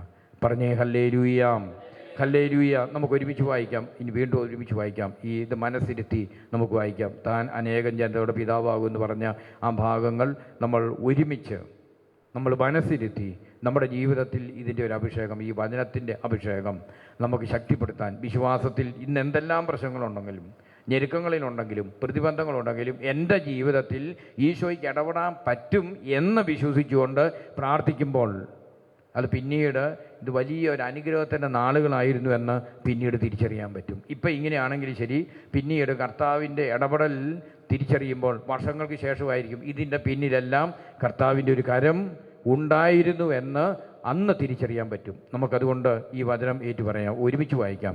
താൻ അനേകം ജനതകളുടെ പിതാവാകുമെന്ന് പ്രതീക്ഷയ്ക്ക് സാധ്യതയില്ലായിരുന്നിട്ടും പ്രതീക്ഷയോടെ അവൻ വിശ്വസിച്ചു. 100 വയസ്സായ തൻ്റെ ശരീരം മൃതപ്രായമായിരിക്കുന്നെന്നും സാറായുടെ ഉദരം വന്ധ്യമാണെന്നും അറിയാമായിരുന്നിട്ടും അവൻ്റെ വിശ്വാസം ദുർബലമായില്ല. വിശ്വാസമില്ലാത്തവനെ പോലെ ദൈവത്തിൻ്റെ വാഗ്ദാനത്തിന് എതിരായി അവൻ ചിന്തിച്ചില്ല. മറിച്ച് ദൈവത്തെ മഹത്വപ്പെടുത്തിക്കൊണ്ട് അവൻ വിശ്വാസത്താൽ ശക്തി പ്രാപിച്ചു. വാഗ്ദാനം നിറവേറ്റാൻ ദൈവത്തിന് കഴിയുമെന്ന് അവന് പൂർണ്ണ ബോധ്യമുണ്ടായിരുന്നു. പറഞ്ഞേ ഹല്ലേലൂയാം. വലതിരുമൂർത്തി പറഞ്ഞേ ഹല്ലേലൂയാം. സന്തോഷത്തോട് പറഞ്ഞേ ഹല്ലേലൂയാം. യേശുവേ ആരാധന. ഹല്ലേലൂയാം, ഹല്ലേലൂയാം, ഹല്ലേലൂയാം. ഒരു ദൈവത്തിലുള്ള വിശ്വാസം ഒരു വ്യക്തി ദുർബലപ്പെടുത്തരുത്, ദൈവത്തിനെതിരായിട്ട് ചിന്തിക്കരുത്. സങ്കീർത്തനം 27:14. സങ്കീർത്തനം 27:14. പറഞ്ഞേ ഹല്ലേലൂയാം. സന്തോഷത്തോട് പറഞ്ഞേ ഹല്ലേലൂയാം, ഹല്ലേലൂയ, ഹല്ലേലൂയാം. യേശുവേ നന്ദി, യേശുവേ ആരാധന. ഹല്ലേലൂയാം, ഹല്ലേലൂയാം, ഹല്ലേലൂയാം. നമുക്ക് ഒരുമിച്ച് വായിക്കാം. കർത്താവിൽ പ്രത്യാശ അർപ്പിക്കുവിൻ, ദുർബലരാകാതെ ധൈര്യം അവലംബിക്കുവിൻ, കർത്താവിന് വേണ്ടി കാത്തിരിക്കുവിൻ. നമുക്കൊരിക്കൽ കൂടി വായിക്കാം. കർത്താവിൽ പ്രത്യാശ അർപ്പിക്കുവിൻ, ദുർബലരാകാതെ ധൈര്യം അവലംബിക്കുവിൻ, കർത്താവിന് വേണ്ടി കാത്തിരിക്കുവിൻ. അപ്പം ദൈവത്തിന് വചനം പറയാം, നമ്മൾ ദുർബലരാകരുത്. എന്തെല്ലാം ഞെരുക്കങ്ങളിലൂടെ കടന്നുപോയാലും നമ്മൾ ദുർബലരാകരുത്. കർത്താവിന് വേണ്ടി നമ്മൾ കാത്തിരിക്കണം. കർത്താവിന് വേണ്ടി നമ്മൾ കാത്തിരിക്കുമ്പോൾ കർത്താവ് ഇടപെടും. അത് ഏത് മതസ്ഥരായാലും ശരി കർത്താവ് ഇടപെട്ടിരിക്കും. ഏത് മതസ്ഥനായാലും ശരി ഈശോയിൽ വിശ്വസിച്ച് കാത്തിരുന്നാൽ ഈശോ ഇടപെട്ടിരിക്കും. ഞാൻ ഓർക്കുന്നുണ്ട്, ഞാൻ ചന്ദ്രനൂർ പള്ളിയിൽ വികാരിയായിരിക്കുന്ന സമയത്ത് അവിടെ ഒരു വെള്ളിയാഴ്ചകളുള്ള ഏകദിന കൺവെൻഷനിൽ ഉച്ചയ്ക്ക് കുർബാന കഴിഞ്ഞ് സങ്കീർത്തിയിൽ കുർബാന കഴിഞ്ഞ് നിൽക്കുമ്പോൾ എല്ലാവരും കഞ്ഞി കുടിക്കാൻ പോകും. ഈ സമയത്ത് അനേകം ആൾക്കാർ പ്രാർത്ഥിക്കാൻ വരും. അങ്ങനെ പ്രാർത്ഥിക്കാൻ വന്ന കൂട്ടത്തിൽ ഈ മലമ്പുഴ ഈ ഭാഗത്ത് ഈ പുത്തൂര് ഈ അടുത്ത പ്രദേശത്തുള്ള ഒരു കുടുംബത്തെ ഈ ഇടവകയിൽപ്പെട്ട ഈ മലമ്പുഴ ഇടവകയിൽപ്പെട്ട ഒരു ചേട്ടൻ പറഞ്ഞു വിട്ടു. അതൊരു ഹൈന്ദവ കുടുംബമാണ്. അവരെ പറഞ്ഞു വിട്ട് ഒറ്റ കാര്യത്തിന് വേണ്ടിയിട്ടാണ് ഇവിടെ വന്നത്. ഈ എന്നെ കാണാൻ വേണ്ടി വന്ന് ഈ അമ്മയും മരുമകളും കൂടിയാണ് വന്നത്. മരുമകളുടെ തലയിൽ ഒറ്റ തലമുടിയില്ല, അതാണ് വിഷയം. ഒറ്റ തലമുടിയില്ല, കംപ്ലീറ്റ് തലമുടി പോയി.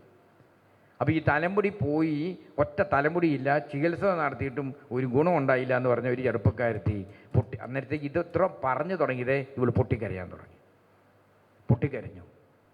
അപ്പം അങ്ങനെ ഏങ്ങലടിച്ച് കരയുക. കാരണം ഞാൻ നോക്കുമ്പോൾ ഈ ഷാളെല്ലാം ഇങ്ങനെ മൂടി, കണ്ണ് മാത്രം കാണാം. ഈ ഹിജാബ് ധരിച്ച പോലെയാണ്, കണ്ണ് മാത്രമേ കാണൂ. ബാക്കി മൊത്തം ഇങ്ങനെ ഒരു ഷാളും കൊണ്ട് ഇങ്ങനെ അടച്ചു പിടിച്ചിരിക്കുക. കാരണം തലയിലൊറ്റ തലമുടിയില്ല. എങ്ങാനും ഇത് മാറിപ്പോയിട്ടുണ്ടെങ്കിൽ ആൾക്കാർ കാണുമല്ലോ എന്ന് വെച്ചിട്ട് ഇങ്ങനെ അടച്ചു ഇങ്ങനെ പിടിച്ചിരിക്കുകയാണ്. അങ്ങനെയാണ് പള്ളി വന്ന് ഇങ്ങോട്ട് കയറി വന്നേക്കുന്നത്. അപ്പോൾ എന്നോട് പറയുകയാണ്, ഇത് വലിയൊരു ഞെരുക്കമാണ്. ഞങ്ങൾ 3 വർഷത്തോളം ചികിത്സ നടത്തി. പാലക്കാട് മെഡിക്കൽ കോളേജ് നടത്തി. അത് കഴിഞ്ഞ് തൃശ്ശൂർ പോയി. ഞങ്ങൾ തൃശ്ശൂർ മെഡിക്കൽ കോളേജിൽ ഞങ്ങൾ ചികിത്സകൾ നടത്തി. ഒറ്റ തലമുടി കിളത്തില്ല. അപ്പോൾ ഡോക്ടർമാർ പറഞ്ഞു ഇതൊരു ഫംഗസ് രോഗമാണ്, ഇതിന് പ്രത്യേകിച്ച് മരുന്നൊന്നുമില്ല, ഇനി ചെയ്തിട്ട് കാര്യമില്ല എന്ന് പറഞ്ഞു. അങ്ങനെ 3 വർഷത്തെ ചികിത്സ പ്രതാവിലായി. അങ്ങനെ അതിന് വേറൊരു കാര്യമെന്ന് പറഞ്ഞു കഴിഞ്ഞാൽ ഇവൾക്ക് ഒരു ചെറിയ കുട്ടിയുണ്ടായി. ആ സമയം ഒരു 2 മാസമായിട്ടുള്ളൂ. അപ്പോൾ ഈ ചെറിയ കുട്ടിയുണ്ട്, ഇവളുടെ തലയിൽ ഒറ്റ തലമുടിയില്ല. ഈ സമയത്ത് ഈ ഭർത്താവിന് ഇവളോട് ഒരു താല്പര്യം ഉണ്ടായില്ല. ഈ കുട്ടിയെ നോക്കില്ല, ഇവളെ നോക്കില്ല. ഇവളെന്ത് ഭക്ഷണം ഉണ്ടാക്കി കൊടുത്താലും ഇവൻ കഴിക്കില്ല. കാരണം ഇത് മുട്ടത്തലിച്ചയാണ്, കാണുമ്പോൾ ഒരു ഭംഗി കുറവ്. അതുകൊണ്ട് ഇവളെ മൈൻഡ് ചെയ്യുന്നില്ല. കാരണം അത് പുള്ളിക്ക് അതോടുകൂടി സ്നേഹം പോയി. സ്നേഹമില്ലെന്നായി, ഭാര്യയോടൊരു സ്നേഹമില്ലെന്നായി. ഇവൻ ലേറ്റായിട്ട് വരും. ഇവരെന്തൊരു ചായക്കട നടത്തി ജീവിക്കുന്നവരാണ്. ഇവൻ പകൽ വേറെ ജോലിക്ക് പോകും. അത് കഴിഞ്ഞ് തിരിച്ച് ലേറ്റായിട്ട് വരും. ഇവളെന്തുണ്ടാക്കി കൊടുത്താലും, ഒരു ചായ കൊടുത്താലും കുടിക്കില്ല. ഇവിടെ നിന്ന് ഒരു സാധനം മേടിക്കില്ല. അങ്ങനെ ഈ കുടുംബ ബന്ധം ഏതാണ്ട് ഒരു തകർച്ചയുടെ വക്കിൽ നിൽക്കുകയാണ്. അങ്ങനെ ഈ തകർച്ചയുടെ വക്കിൽ നിൽക്കുന്ന സമയത്താണ് ഈ മലമ്പുഴയിലുള്ളൊരു ചേട്ടൻ പറഞ്ഞു വിട്ടു, ആദ്യ വെള്ളിയാഴ്ച ശുശ്രൂഷയിൽ വന്ന് പങ്കെടുത്താൽ മതി, അവിടെ വന്ന് പ്രാർത്ഥിച്ച് കഴിയുമ്പോൾ എല്ലാം ശരിയാകുമെന്ന് പറഞ്ഞു. അങ്ങനെ ഇവർ വന്നിരിക്കുകയാണ്. അപ്പം ഞാൻ ഇവരോട് പറഞ്ഞു, നിങ്ങൾ യേശുവിൽ വിശ്വസിക്കണം, യേശുവിൽ വിശ്വസിക്കണം. യേശുവിൽ വിശ്വസിച്ച് പ്രാർത്ഥിക്കുകയാണെങ്കിൽ യേശു ഈ കാര്യത്തിൽ ഇടപെടും, തലമുടി കിളിപ്പിച്ച് കൊടുക്കുമെന്ന്. Hallelujah, hallelujah. ഇപ്പം നിങ്ങളത് വിശ്വസിക്കണമെന്ന് പറഞ്ഞു. ഇപ്പം ഇത് ഞാൻ പറഞ്ഞു, അങ്ങനെ നിങ്ങൾ യേശുവിൽ വിശ്വസിച്ച് പ്രാർത്ഥിക്കാൻ തയ്യാറാണെങ്കിൽ, വിശ്വസിക്കാൻ തയ്യാറാണെങ്കിൽ മുട്ടുകുത്താൻ പറഞ്ഞു. പെട്ടെന്ന് അവർ മുട്ടുകുത്തി. അപ്പം ഞാൻ അവർക്ക് വേണ്ടി ഇങ്ങനെ പ്രാർത്ഥിച്ചു, കുരിശെല്ലാം വരച്ച് പ്രാർത്ഥിച്ച് എന്നിട്ട് പോകാൻ നേരത്ത് പറഞ്ഞു, ഇവിടുന്ന് വെഞ്ചിരിച്ച എണ്ണ ചെറിയ ബോട്ടിൽ കിട്ടും, അതുകൊണ്ടുപോയി 1 മാസം തലയെ പൂശി കുരിശ് വരച്ച് ഈശോയെ തന്നെ, ഈശോയെ സ്തുതി എന്ന് പറഞ്ഞ്, വേറെ പ്രാർത്ഥനയൊന്നും പഠിപ്പിക്കാൻ പറ്റില്ല, അതുകൊണ്ട് തലയിൽ കുരിശ് വരയ്ക്കാൻ പറഞ്ഞു. അപ്പം ഞാൻ ഈ ഷാളൊക്കെ ഒന്ന് മാറ്റി കാണാൻ പറഞ്ഞപ്പോൾ ഷാള് മാറ്റി, ഒറ്റ തലമുടിയില്ല, ഒറ്റ ഒരെണ്ണം പോലും, നോട്ട് എ സിംഗിൾ ഹെയർ. അങ്ങനെ പറഞ്ഞു വിട്ടു. അണ്ട് ഞാൻ പറഞ്ഞു, അടുത്ത മാസം വരുമ്പോൾ ശരിയായിക്കോളൂ എന്ന് പറഞ്ഞു.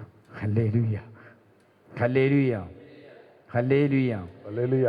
പിറ്റേ മാസം ഇവർ ശരിക്കും പറഞ്ഞു കഴിഞ്ഞാൽ ഈ ശുശ്രൂഷ തുടങ്ങുന്നതിന് മുമ്പ് തന്നെ എത്തി. 9:30 തുടങ്ങും, അതിന് മുമ്പ് തന്നെ ഇവർ വരുന്നത് കണ്ടു, ദൂരേന്ന് ഞാൻ കണ്ടു.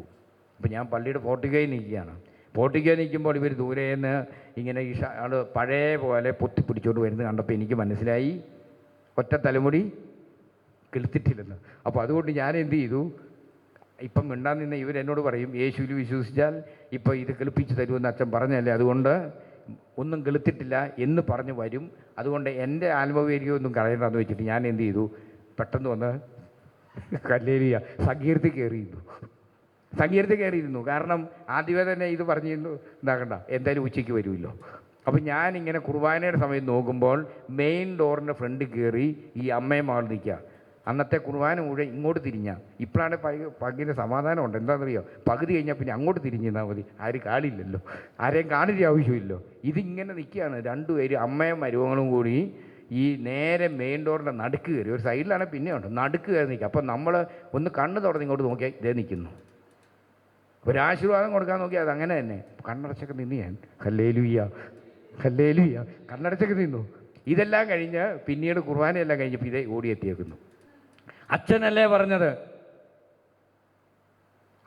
പറഞ്ഞത് യേശുവിൽ വിശ്വസിച്ചാൽ ഈ പ്രശ്നങ്ങൾക്ക് ഉത്തരം കിട്ടുമെന്ന്.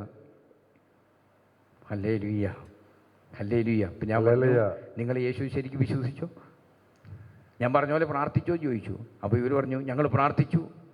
എണ്ണ പൂശിയോ? അപ്പോൾ പറഞ്ഞു, എല്ലാ ദിവസവും പൂശാൻ പറ്റിയില്ല, കാരണം ഒരു 10 ദിവസം കുറഞ്ഞാൽ പോയി, 10-20 ദിവസം പൂശാൻ പറ്റുള്ളൂ. അതാണ് കുഴപ്പമെന്ന് പറഞ്ഞു. ഹല്ലേലൂയ, അതാണ് നിങ്ങളുടെ കുഴപ്പം. നിങ്ങളോട് 1 മാസം മുഴുവൻ പൂശി, അടുത്ത മാസം കൂടെ വരുന്നോളം വരെ പൂശി കുരിശ് വരച്ച് പ്രാർത്ഥിക്കാനല്ലേ പറഞ്ഞതെന്ന് പറഞ്ഞു. Hallelujah, hallelujah.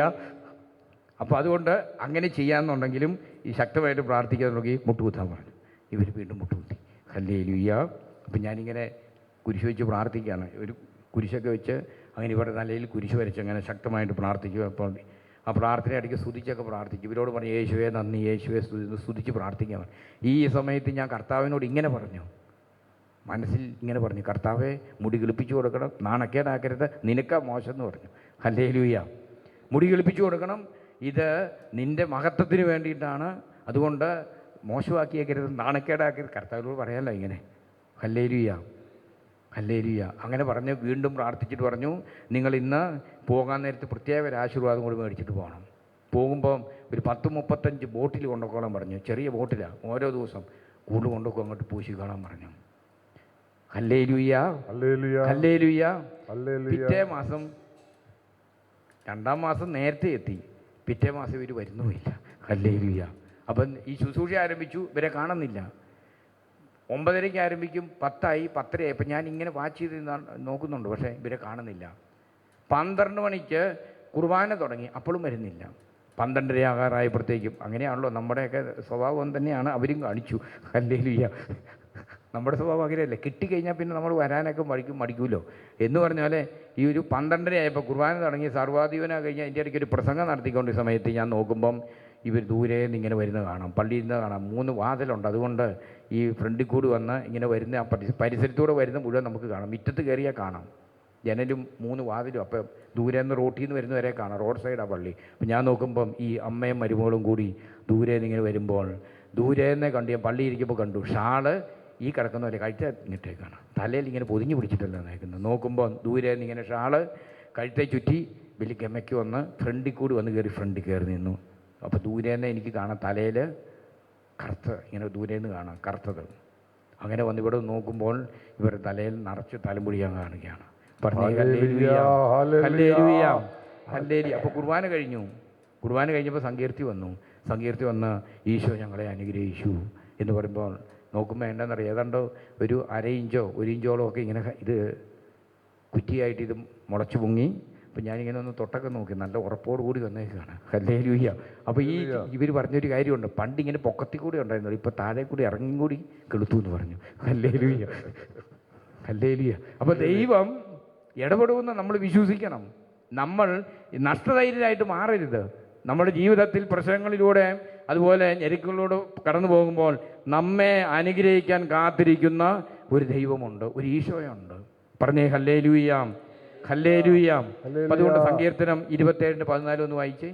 സങ്കീർത്തനം 27:14 ഒരിക്കൽ കൂടി വായിച്ചു നോക്കിയേ. അപ്പോൾ കർത്താവ് നമുക്കൊരു ആത്മധൈര്യം തരും.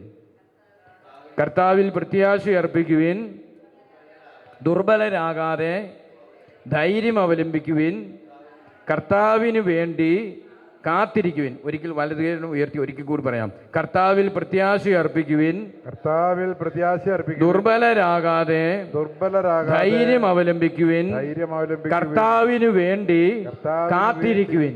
Hallelujah, hallelujah. ഇപ്പൊ ധൈര്യം ചോർന്നു പോയ അനേകം സംഭവങ്ങൾ കാണും.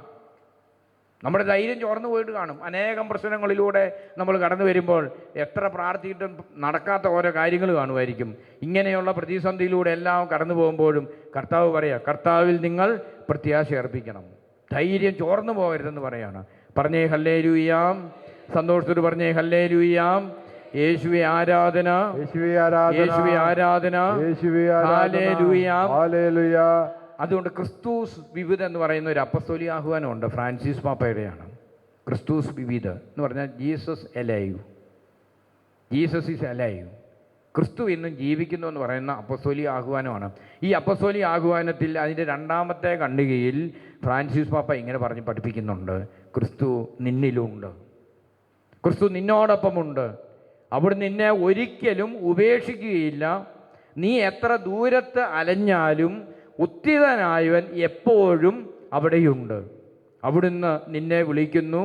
ദുഃഖത്താലോ വൈഷമ്യത്താലോ ഭയത്താലോ സംശയത്താലോ പരാജയത്താലോ നീ വയസ്സനായി എന്ന് തോന്നുമ്പോഴും നിന്റെ ശക്തിയും നിന്റെ പ്രത്യാശയും വീണ്ടെടുക്കാൻ ഈശോ എപ്പോഴും നിന്നോട് കൂടെയുണ്ട്. ഫ്രാൻസിസ് പാപ്പ പഠിപ്പിക്കുന്നത് വളരെ പ്രധാനപ്പെട്ട കാര്യമാണ്. നമ്മൾ തിരിച്ചറിയണം, യുഗാന്ത്യം വരെ എന്നും കർത്താവുണ്ട്. മത്തായി എത്രയാണത്? 28:20. മത്തായി 28:20. യുഗാന്ത്യം വരെ എന്നും നിന്നോടൊപ്പം ഉണ്ട് കർത്താവ്. അപ്പം ഈ പറഞ്ഞ കർത്താവ് നിന്നിലുണ്ട്. ഫ്രാൻസിസ് പാപ്പ പറയാ, നിന്നിലുണ്ട്, നിന്നോടൊപ്പമുണ്ട്, ഒരിക്കലും ഈശോ നിന്നെ ഉപേക്ഷിക്കുകയില്ല. അപ്പം അതുകൊണ്ട് നീ എത്ര ദൂരത്തിലൂടെ പ്രതിസന്ധിയിലൂടെ എല്ലാം അലഞ്ഞാലും ഉത്ഥാനം ചെയ്ത ക്രിസ്തു നിൻ്റെ കൂടെയുണ്ട്, നിന്നെ കാണുന്നുണ്ട്, നിൻ്റെ ചേതോ വികാരങ്ങൾ ആ ഈശോ തിരിച്ചറിയുന്നുണ്ട് എന്ന് പാപ്പ പറയുകയാണ്. അതുകൊണ്ട് പാപ്പ പറയുക, ദുഃഖത്താലോ വൈഷമ്യത്താലോ ഭയത്താലോ സംശയത്താലോ രോഗത്താലോ പരാജയത്താലോ നീ വയസ്സനായി എന്ന് തോന്നുമ്പോഴും, നമുക്കറിയാം ദുഃഖം കൂടുമ്പം തലമുടി പെട്ടെന്ന് വരച്ചെന്ന് വരും, സങ്കടം കൂടുമ്പോൾ പെട്ടെന്ന് ആലോചിച്ചൊക്കെ ആയിരിക്കാം. ഹല്ലേലൂയ, എൻ്റെ അതുകൊണ്ടൊന്നും അല്ല, ഹല്ലേലൂയ. അപ്പോൾ അങ്ങനെ നീ വയസ്സനായി തോന്നിയാലും, ചിലർ വയസ്സനായി തോന്നും, ഇനി ജീവിച്ചിട്ട് കാര്യമില്ല എന്ന് ചിന്തിച്ച് നമ്മുടെ യുവത്വം നമ്മൾ നഷ്ടപ്പെടുത്തരുത്, നമ്മുടെ ആത്മധൈര്യം നമ്മൾ ചോർത്തിക്കളയരുത്. പ്രശ്നങ്ങളിലൂടെ ഞെരുക്കങ്ങളിലൂടെ കടന്നു പോകുമ്പോൾ ആത്മധൈര്യം നമ്മൾ ചോർത്തിക്കളയരുത്. ഹെബ്രായ ലേഖനം 10:35 അതാ പറയുന്നത്, ഒന്ന് വായിച്ചേ.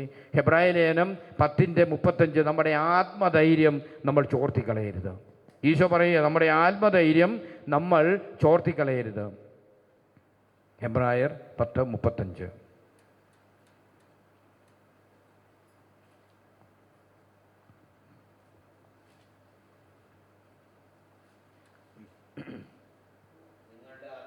നിങ്ങളുടെ ആത്മധൈര്യം നിങ്ങൾ നശിപ്പിച്ച് കളയരുത്, അതിന് വലിയ പ്രതിഫലം ലഭിക്കാനിരിക്കുന്നു. അപ്പോൾ ഈശോ പറയാം, നിങ്ങളുടെ ആത്മധൈര്യം ചോർത്തിക്കളയരുത്.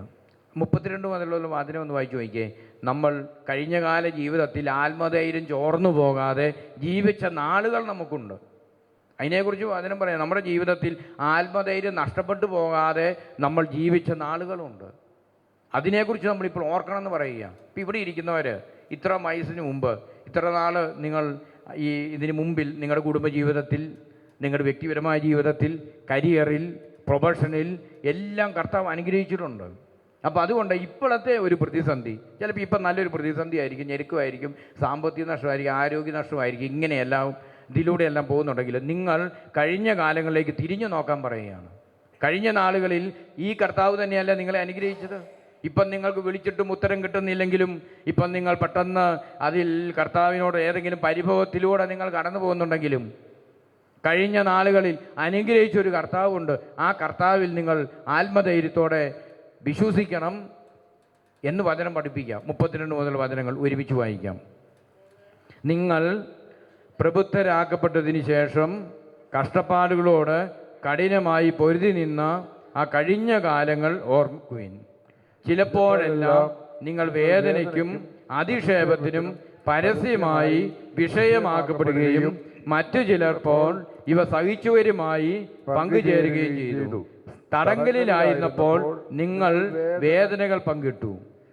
ധനത്തിൻ്റെ അപകരണം സന്തോഷത്തോടെ നിങ്ങൾ സഹിച്ചു.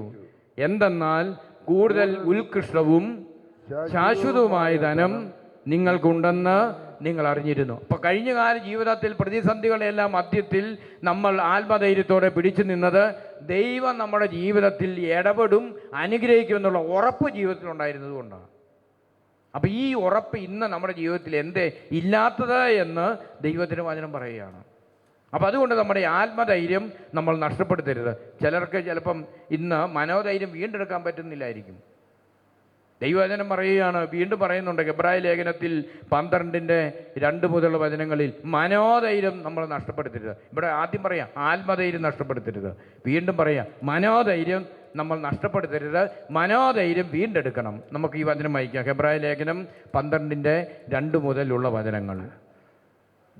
നമ്മുടെ വിശ്വാസത്തിന്റെ നാഥനും അതിനെ പൂർണ്ണതയിൽ എത്തിക്കുന്നവനുമായ യേശുവിനെ മുന്നിൽ കണ്ടുകൊണ്ട് വേണം നാം ഓടാൻ. അപ്പൊ ദൈവത്തിന് വചനം പറയാം, നമ്മുടെ ജീവിതത്തിൽ പ്രതിസന്ധിയിലൂടെ എല്ലാം കടന്നു വരുമ്പോൾ എന്താണ് നമ്മൾ ചെയ്യേണ്ടത്, എങ്ങനെയുള്ളൊരു ജീവിതമാണ് നയിക്കേണ്ടത് എന്ന് വചനം പറയുക. വചനം ഒരുമിച്ച് വായിക്കാം ഒരിക്കൽ കൂടി. നമ്മുടെ വിശ്വാസത്തിന്റെ നാഥനും അതിനെ പൂർണ്ണതയിൽ എത്തിക്കുന്നവനുമായ ക്ഷുവിനെ മുന്നിൽ കണ്ടുകൊണ്ട് വേണം നാം ഓടാൻ.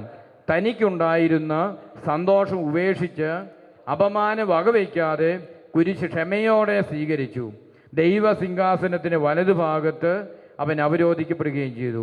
ആകയാൽ മനോധൈര്യം അസ്തമിച്ച് നിങ്ങൾ തളർന്നു പോകാതിരിക്കാൻ വേണ്ടി അവൻ തന്നെ എതിർത്ത പാപികളിൽ നിന്ന് എത്രമാത്രം സഹിച്ചെന്ന് ചിന്തിക്കും. അപ്പോൾ മനോധൈര്യം നഷ്ടപ്പെട്ടു പോകുന്ന ഒരു വ്യക്തി അത് വീണ്ടെടുക്കാൻ യേശുവിലേക്ക് നോക്കണമെന്നാണ് പറയുന്നത്. യേശുവിൻ്റെ പീഡാസഹനത്തിലേക്ക്, കുരിശുമരണത്തിലേക്ക് നോക്കുന്ന ഒരു വ്യക്തിക്ക് നഷ്ടപ്പെട്ടു പോയ മനോധൈര്യം വീണ്ടെടുക്കാനുള്ള കൃപ ഈശോ തരും. വിശ്വാസമുള്ളവർ 2 ഹല്ലേലൂയ പറഞ്ഞേ. അപ്പോൾ യേശു നമ്മുടെ ജീവിതത്തിൽ മനോധൈര്യം നഷ്ടപ്പെട്ടു പോയ ഓരോ അവസ്ഥകളെ അതിജീവിച്ചു പോകാനുള്ള ശക്തി ഈശോ നമ്മുടെ ജീവിതത്തിൽ തരും. പറഞ്ഞേ ഹല്ലേലൂയാം. സന്തോഷത്തോടെ പറഞ്ഞേ ഹല്ലേലൂയാം, ഹല്ലേലൂയാം. അതുകൊണ്ട് ഇന്ന് ഒരുപക്ഷെ നമ്മുടെ ജീവിതത്തിൽ മനോധൈര്യം നഷ്ടപ്പെട്ടു, ആത്മധൈര്യം ചോർന്നു പോയി. ഇന്ന് അതുകൊണ്ട് ഒരുപക്ഷെ മരണഭയത്തിലൂടെ പോകുന്നവർ കാണും, മരിക്കണം എന്ന് ചിന്തിച്ചു പോകുന്നവരുണ്ട് കാണും, മരിക്കണം എന്ന് ചിന്തിക്കുന്നവർ കാണും. അങ്ങനെയുള്ളവരോട് ഈശോ പറയുക, നിൻ്റെ ആത്മധൈര്യം ചോർന്നു പോയാൽ, നിൻ്റെ മനോധൈര്യം നഷ്ടപ്പെട്ടു പോയാൽ നീ മരിക്കരുത്, നിൻ്റെ ജീവിതത്തെ നീ നശിപ്പിക്കരുത്, മരണഭയത്തിലൂടെ അല്ലെങ്കിൽ മരിക്കും അങ്ങനെയെന്ന് ചിന്തിച്ചുകൊണ്ട് പോകരുത് എന്ന് ദൈവത്തിന് വചനം പറയാം. എബ്രായ ലേഖനം 2:14 മുതലുള്ള വചനങ്ങൾ ഇത് വായിക്കുമ്പോൾ പ്രത്യേകമായിട്ടും കർത്താവ് നമ്മെ ഓർമ്മപ്പെടുത്തുന്നുണ്ട്. അങ്ങനെ ആരെങ്കിലും മരിക്കണമെന്ന് ചിന്തിച്ചു പോകുന്നുണ്ടെങ്കിൽ മരണമല്ല ശാശ്വതമായ പരിഹാരം, യേശുവാണ് ശാശ്വതമായ പരിഹാരം എന്ന് തിരിച്ചറിയണമെന്ന് ദൈവത്തിന് വചനം പഠിപ്പിക്കുക. നമുക്ക് ഒരുമിച്ച് വായിക്കാം. എബ്രായ ലേഖനം 2:14 മുതലുള്ള വചനങ്ങൾ. മക്കൾ ഒരേ മാംസത്തിലും രക്തത്തിലും ഭാഗഭാക്കാകുന്നത് പോലെ അവനും അവയിൽ ഭാഗവാക്കായി. അത് മരണത്തിന് മേൽ അധികാരമുള്ള പിശാചിനെ തൻ്റെ മരണത്താൽ നശിപ്പിച്ച് മരണഭയത്തോടെ ജീവിതകാലം മുഴുവൻ അടിമത്തത്തിൽ കഴിയുന്നവരെ രക്ഷിക്കുവാൻ വേണ്ടിയാണ്. പറഞ്ഞേ ഹല്ലേലൂയാം. സന്തോഷത്തോട് പറഞ്ഞേ ഹല്ലേലൂയാം. അപ്പൊ മരണഭയത്തോടെ കഴിയുന്നവരെ രക്ഷിക്കാൻ ദൈവത്തിന് വചനം. പിശാച് തൻ്റെ മരണത്താൽ നശിപ്പിച്ച് എന്ന് പറഞ്ഞാൽ ഒരു വ്യക്തിയുടെ ജീവിതത്തിൽ ദൈവത്തിലുള്ള വിശ്വാസം നഷ്ടപ്പെട്ട് കഴിയുമ്പോൾ പിശാച് അവൻ്റെ ജീവിതത്തിൽ പ്രവർത്തിക്കാൻ തുടങ്ങും. അപ്പം പൈശാചികമായ ചിന്തകൾ, മരിക്കണമെന്ന് തോന്നുന്ന പിശാചിൻ്റെ ഒരു പ്രവൃത്തിയാണ്.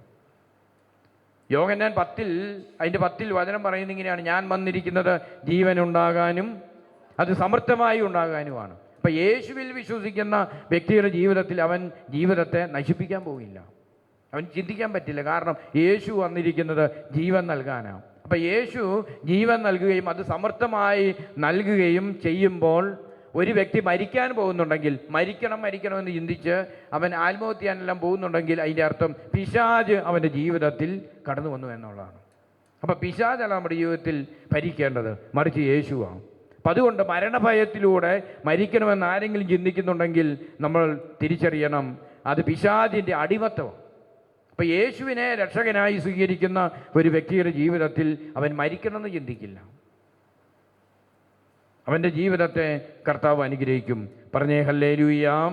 സന്തോഷത്തോട് പറഞ്ഞേ ഹല്ലേലൂയാം, ഹല്ലേലൂയാം. അതുകൊണ്ടാണ് യോഹന്നാന്റെ സുവിശേഷം 8-ാം അധ്യായം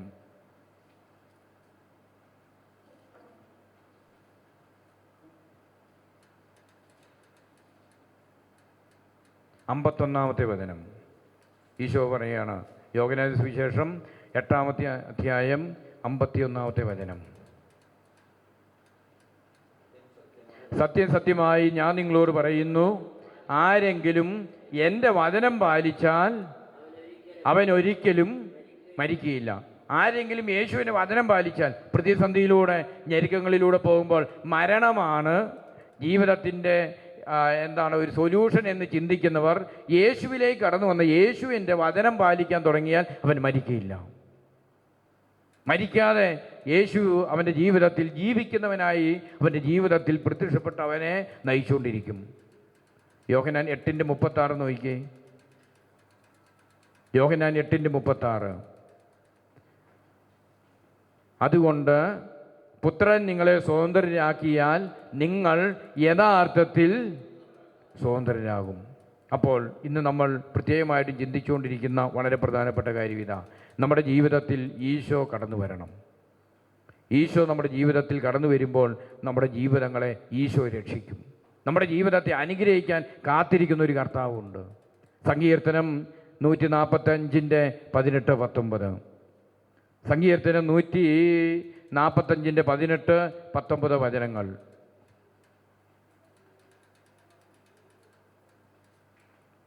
തന്നെ വിളിച്ചപേക്ഷിക്കുന്നവർക്ക് ഹൃദയ പരമാർത്ഥതയോടെ തന്നെ വിളിച്ചപേക്ഷിക്കുന്നവർക്ക് കർത്താവ് സമീപസ്ഥനാണ്.